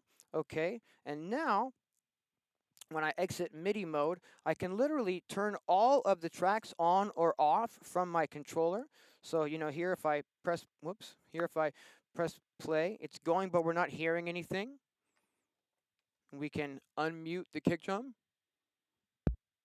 We can unmute some snares and hats, right? So we can mute and unmute any of the tracks we want to using our controller, or we can also, change the pattern using our controller as well. We can also map things like, let's see here, we can map any basically of these randomization controls. So we can map, the big button over here to like a button on our controller, so that whenever we're jamming, we can have instant control over randomization. But being as though we have the preset saved down here at the bottom, we can go back to those states at any time as well. But there's also another way, and a really convenient way to set up these presets that you can go back and forth between. And how we can do that is in the actual preset menu here. When you create a preset, it's like here, it saves that into the preset menu. And you can see here in our preset menu, we're in our probably user presets or whatever. It's given these numbers, okay? And these are our preset numbers. And I can take these away, right? So that there are now, nothing assigned here. And the reason that they have that is so that we can actually assign any kit we want. So like if we go to these packs, for instance, we could take this kit here, the boy from Planet X, right? And then we could grab that and assign that to preset 1. We could maybe take this preset here, the glitch room, and we could maybe assign that to preset 2. We could maybe take this preset here and assign it to preset 4, and put this one on preset 3, for example. Now what this means is that when I change the presets, it's not only going to change the beat, it's going to change the drum kit as well. So this is really, really powerful.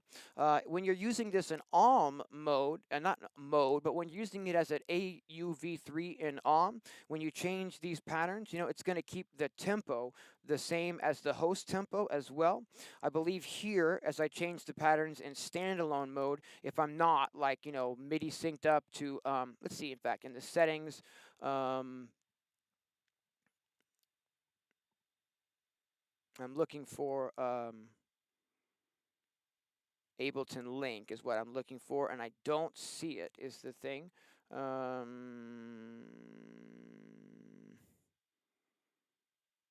So I'm not 100% sure about the Ableton Link thing. I would assume so is the thing, but yeah, I'm not 100% sure on that. Okay. But now, if I play the part here and I change the pattern, it's going to change the drum kit and it's changing the tempo, because there is no host tempo. So again, if you're using it in a host application that's keeping the tempo straight, then when you change these patterns, even though it's going to change the kit and the whole groove and all of that type of stuff, it's still going to keep the tempo the same. So it just depends if you're using it in a host program or not, whether it will keep that tempo the same. But think about what we just did there, how we, loaded 4 individual drum kits with completely different sounds in those kits to these 4 slots. Think about what that actually means and what you could actually do with that. You could have, an 8-piece drum kit making up, or, melodic sounds as well. You could have an 8 different samples making up like an intro of a track. You could have, then different samples if you want, making up the verse of that. You could maybe bring in a ride cymbal on the chorus, and you would just save these kits individually. So you could really create an entire track using just this app alone, and then changing back and forth between these patterns that you've created and set up. Pattern 1 is my intro, pattern 2 is the verse, pattern 3 is like a chorus, pattern 4 is like a breakdown. You could even use like their other app, the Riffer app, on a different channel, having that, change things randomly in the background for you. And that brings me to really another thing that I wanted to discuss about Playbeat, and that is, we've seen how to use it, and if you're confused in any way about like any of the switches or settings or knobs or controls, definitely go check out my friend Doug from the Sound Tests Room video on it from a couple of days ago, because he very methodically goes through every single setting in the app. So if I missed anything, or if you still want to learn more, Doug from the Sound Test Room's video is absolutely phenomenal on this. Um, but where I really see this being used, like how do I see it's cool we know how to use it, but how do I actually see it being used? I think there's really three main type of workflows that this could actually work in, or be used in. And that first one is just for random live jamming, like having it be a random type of jam partner where it'll randomly, reshuffle these results based on how you've set it up every so many bars. So you can be doing, whatever it is you're doing, and there's like an invisible person over here who's also jamming along with you, based on some criteria that you've given them. So that sort of invisible jam partner, I think, is just an amazing and powerful way to use Playbeat. Another way to use it, though, is a little bit more thought out live application, kind of how we just discussed. How you might, spend some time setting up what you consider to be an intro, what you might consider to be like a main section, what you might consider to be like a breakdown section, per se, where you've really spent the time to program out the different sections, and then you can change those on the fly in a live jam situation. But it's not, random. It's now you changing everything. You don't need to use the random in here at all. So I think as a random live jam partner, or as a really thought out and programmed in advance live jam partner to where you can change it, those are really epic workflows for this. And there's one more as well that I really think is powerful, and that's just sort of using it as a composition tool. Loading kits, maybe making your own kits, maybe not making your own kits, maybe just hitting randomize like a monkey until something comes out that you kind of like. It doesn't matter how you get there, but the thing is that once you've found something that you do like, let me just load one of these kits, right? And let me just maybe mute some of these sounds.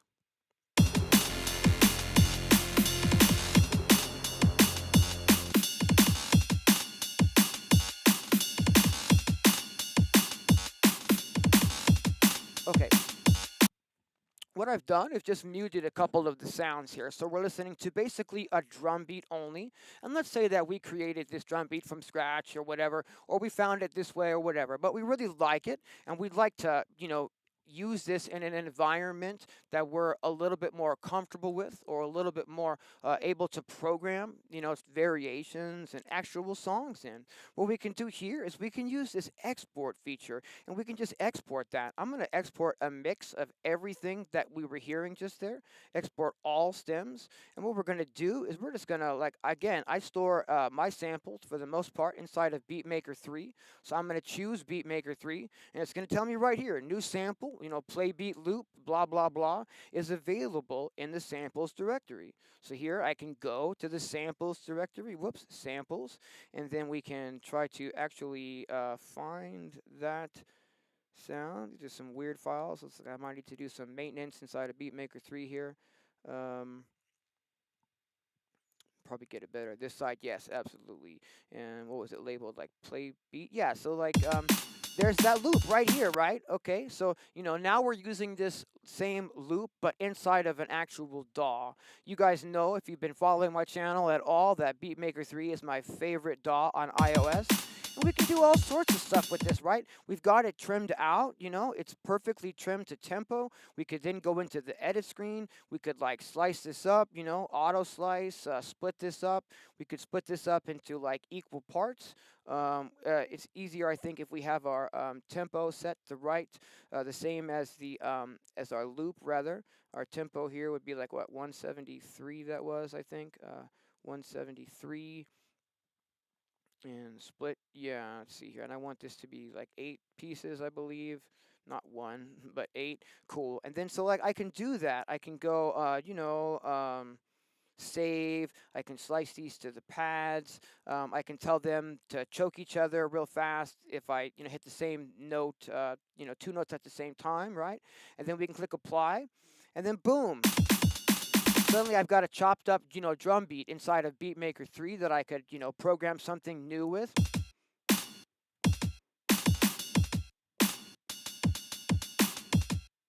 Halftime now, right? Or even not.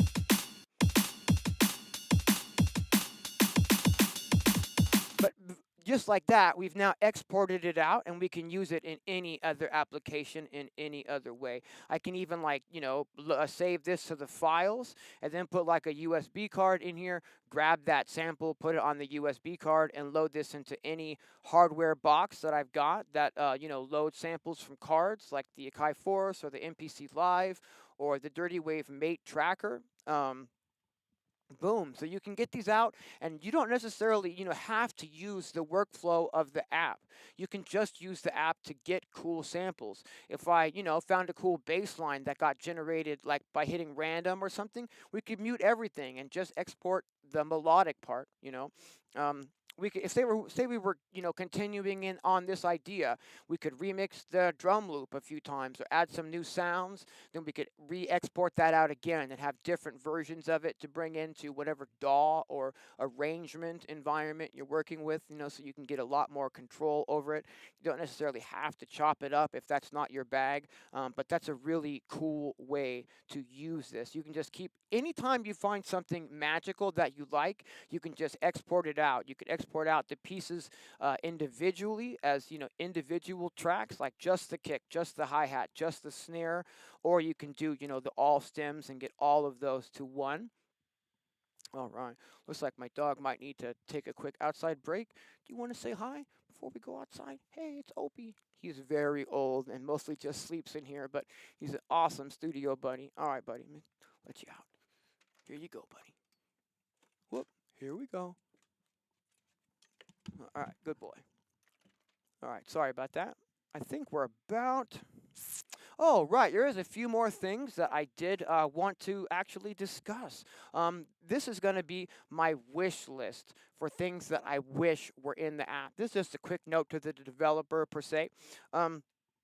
What I would really love is when we're over here importing samples and we have to import the sample like one sample at a time. Let's say I delete the sample there and I want to add a new one, right? And let's say, I have mine stored in, for the most part, Beatmaker 3. Imports. Whoops, I'm doing this all wrong. On my iPad, rather, if I go to Beatmaker 3 where I've got my sample stored, and then, here, like for instance, if I wanted to be able to just import this whole folder of samples, I wish there was a way to do that without having to just, do one sample at a time. There's got to be a way where we could, import an entire folder of samples quickly and easily for scrolling inside of the app. Hopefully, that's definitely on my wish list. Let's see here. Oh, the big one, I think, actually. This is sort of the pink elephant in the room, per se, because what I really feel like we're missing here, we've got like everything. We can randomize the steps, the density, so I put ratchets on those steps, the pitch of the steps, the flamming, so we can move notes around. I mean, this is really complex stuff when you get in here, right? But the one thing that we're missing that I'd really, really love to see that I think would just take this to a completely another level is probability. There's got to be room where we could literally just put another page in here that would just have a probability percentage for every single step. If we could do that, then the grooves that we could create could be that much more alive. I really think probability would bring this to a whole nother level. I would love to see that implemented. Probability. Okay, the other thing is that we've got this mixer page here where we can, mute and solo the sound. We can bring up the volumes of the individual sounds, and that's great. And we can, affect the sounds individually on this sample edit page as well, which is really, really awesome. So let's say we're on sample number 2. I can go to this sample edit page, and I can affect where that sample starts. I can put a little fade if it clicks. I can adjust the endpoint. I can put a little fade if it clicks. But on this page here for sample editing, what I really would just love to see that would take this to a whole nother level again is if we had a filter per sound so that we could do just minimal EQ stuff, either like a low pass filter or a high pass filter per sound, so that I could remove some lows from a sound or remove some highs from a sound. Any type of sculpting like that would be really, really powerful. Even if it was just like a low and a high EQ, like from the 70s, kind of hi-fi stuff. Anything to get a little bit more control over the sounds would be really helpful. Also, a drive or a distortion per sound, so that we could heat up a couple of the sounds in the project if we wanted to, would be amazing. A filter per sound or a drive or distortion per sound, that would really be amazing. The last thing that I would really like to see, that I think would really help this app and take it to another level, would be like a master compressor, something that just sort of glues all of the elements that are coming out, or just glues them together a little bit more. If there was a limiter built into that compressor, then like even that much better. A master compressor and with a master limiter in that would just be like unreal awesome. So those are really my wish list requests, that I would love to see come in future updates. I mean, you never know. This is a pretty robust app, and I'm not a coder, so I don't know how easy or not easy it is to implement things like that. Um, it's been a while since I've checked in with the chat, so before we go forward, let me just make sure that I'm not missing any great questions. Hey, what's happening, Jade? Thanks for tuning in, Russ. All right, cool deal. Hey, Jim. Hey, Lo, what's happening?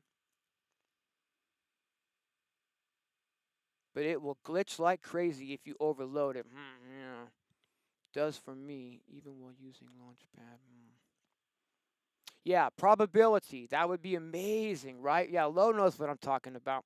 Okay, if there's any last minute questions, please feel free to drop those in the chat. I think we are going to get ready to wrap it up pretty soon, because I've shown, I think, just about everything that I wanted to show.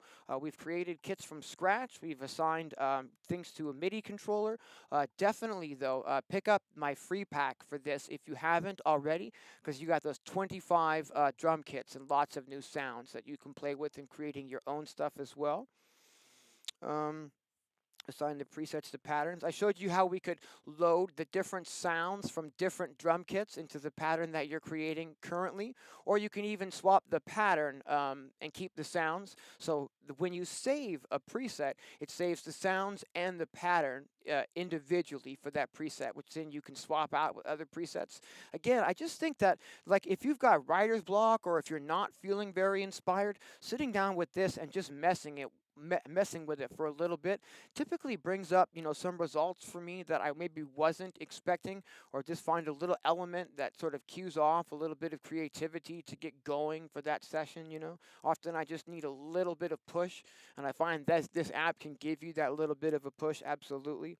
I showed that MIDI bug about the mixer. Okay, I've actually covered all of the things that I wanted to cover. We even exported the loop into BeatMaker 3 for chopping up. Again, so you could do that. So you could export the loop to anything outside of your iPad if you want to work with it that way, to Ableton or another hardware box. Yeah, just super, super fun app. Again, for those of you who missed the earlier version that was only 4 tracks, you don't need to use all 8 tracks in this. If you want to keep it more minimal, just only load, your sounds onto those 4 tracks.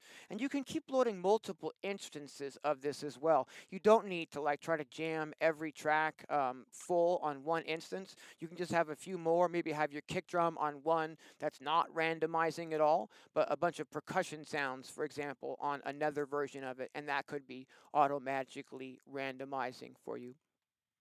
All right.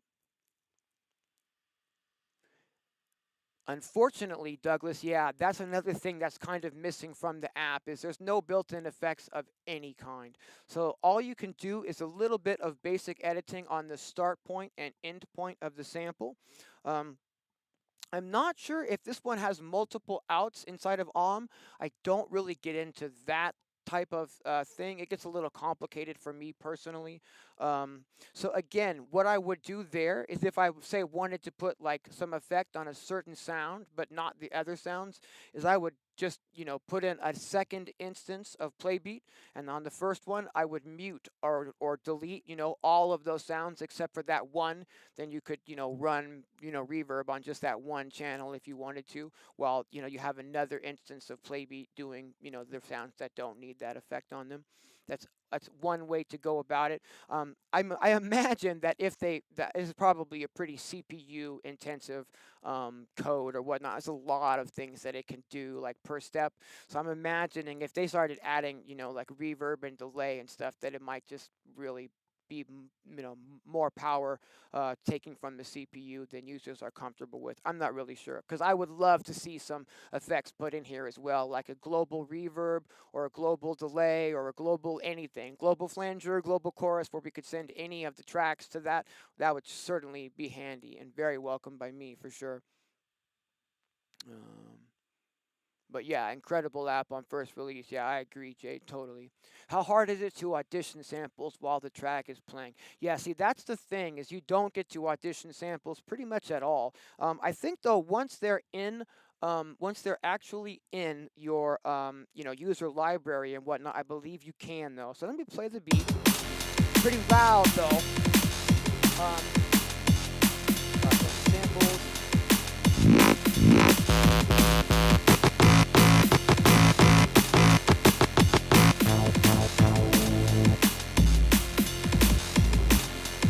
So it's pretty doable while the beat is playing. Whoops, come here.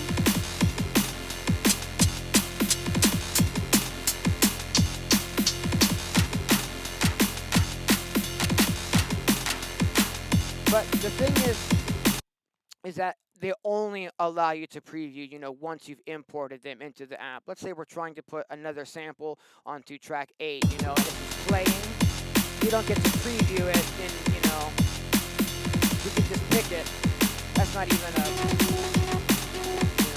So yeah, the only way to preview is after we've got them into our session. But let's say I don't want that sound in. Can I delete that? Can I just get rid of it? No, there's got to be a way, but maybe if I long press it, there's something for the developer then, because it would certainly be nice if we could delete samples that if we didn't want them in our user library. Let's see here. A few more questions. Hey, what's happening, Sai? We got Douglas saying, what unique selling points does Playbeat give you on the desktop that your DAW doesn't? Now I can't speak towards Bitwig because I have no experience with Bitwig. I, over, I don't know. Does Bitwig do randomization, like deep randomization based on the settings that you set up? Because if you missed the beginning of this, you definitely gonna want to go back and check that out.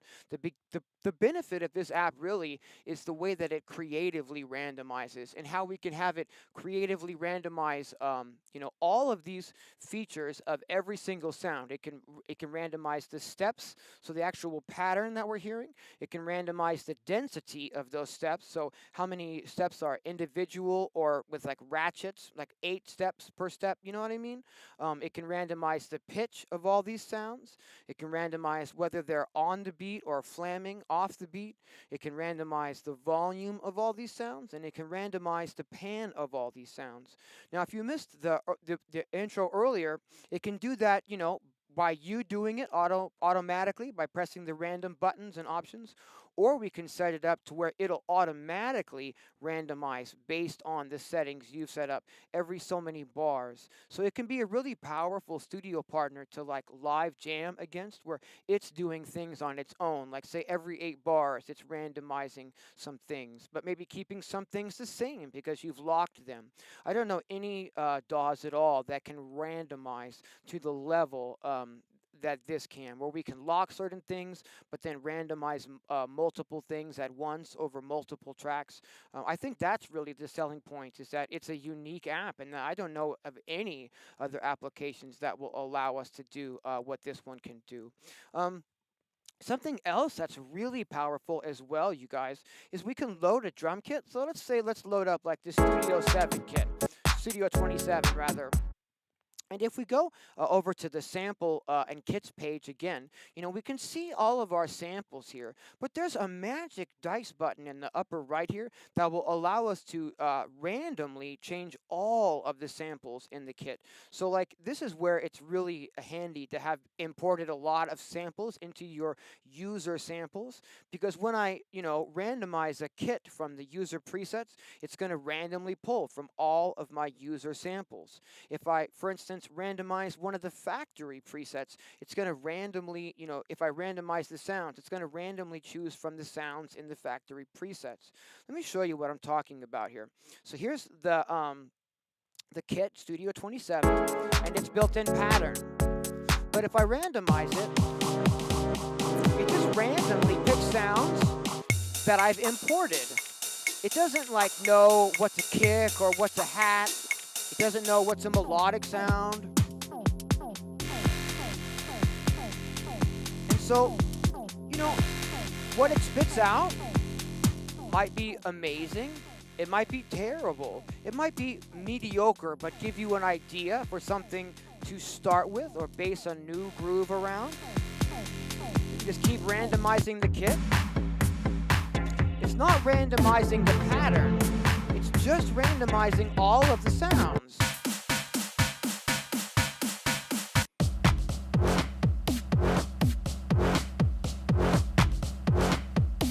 So you can get a lot of unexpected grooves just by randomizing the kit itself.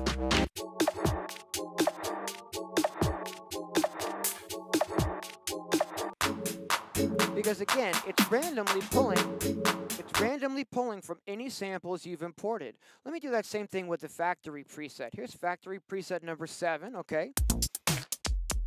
And if I just start randomizing this, it's going to randomly pull new sounds from the factory samples. It won't pull them from your samples. That's a pretty cool little groove right there. That might be a little loud, so we could go to the mixer page, We could take something like this and add some more sounds to it and, create our own, unique groove that we created by just randomizing some of the existing content. I really think that randomizing the whole kit thing can be really powerful to give you results that you maybe weren't expecting. All right. I hope that makes sense. I'm going to check in with the chat and just make sure there's no last-minute questions. If there's any questions about Playbeat or about any of the things we've covered today, or just about music production in general, now would be a great time to drop those in the chat. We are getting ready to wrap it up. It's been just over 2 hours today. Let's see here. Yes, I completely agree. If they could somehow implement that ability to preview the samples that we're scrolling through on the hard drive, that would be like a complete game changer, like really, really amazing.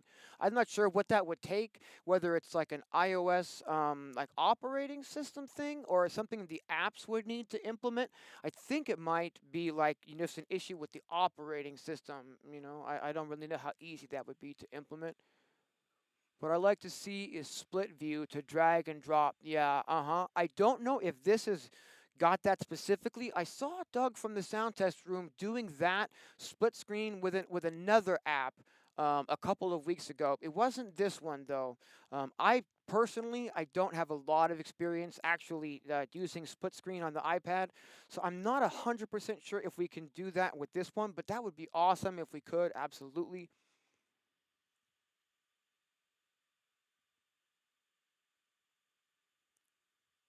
Oh, absolutely. You can get audio in and out of the iPad digitally. Right now, it's just connected to an audio interface. So it's just like, you would have your computer connected to an audio interface. But the beauty of this app specifically is that any of the patterns or any of the tracks, we can go to this export page and we can export the audio or the MIDI for those. So we can take the individual audio for any of those tracks that are in this groove, or we could take just the entire groove itself and export that. Just going to render that out, and then you can take the sample from your iPad and load that into anything you want. whether that be an external piece of hardware or like another DAW like Ableton on a Mac or a PC, or like Beatmaker 3 inside of the iPad.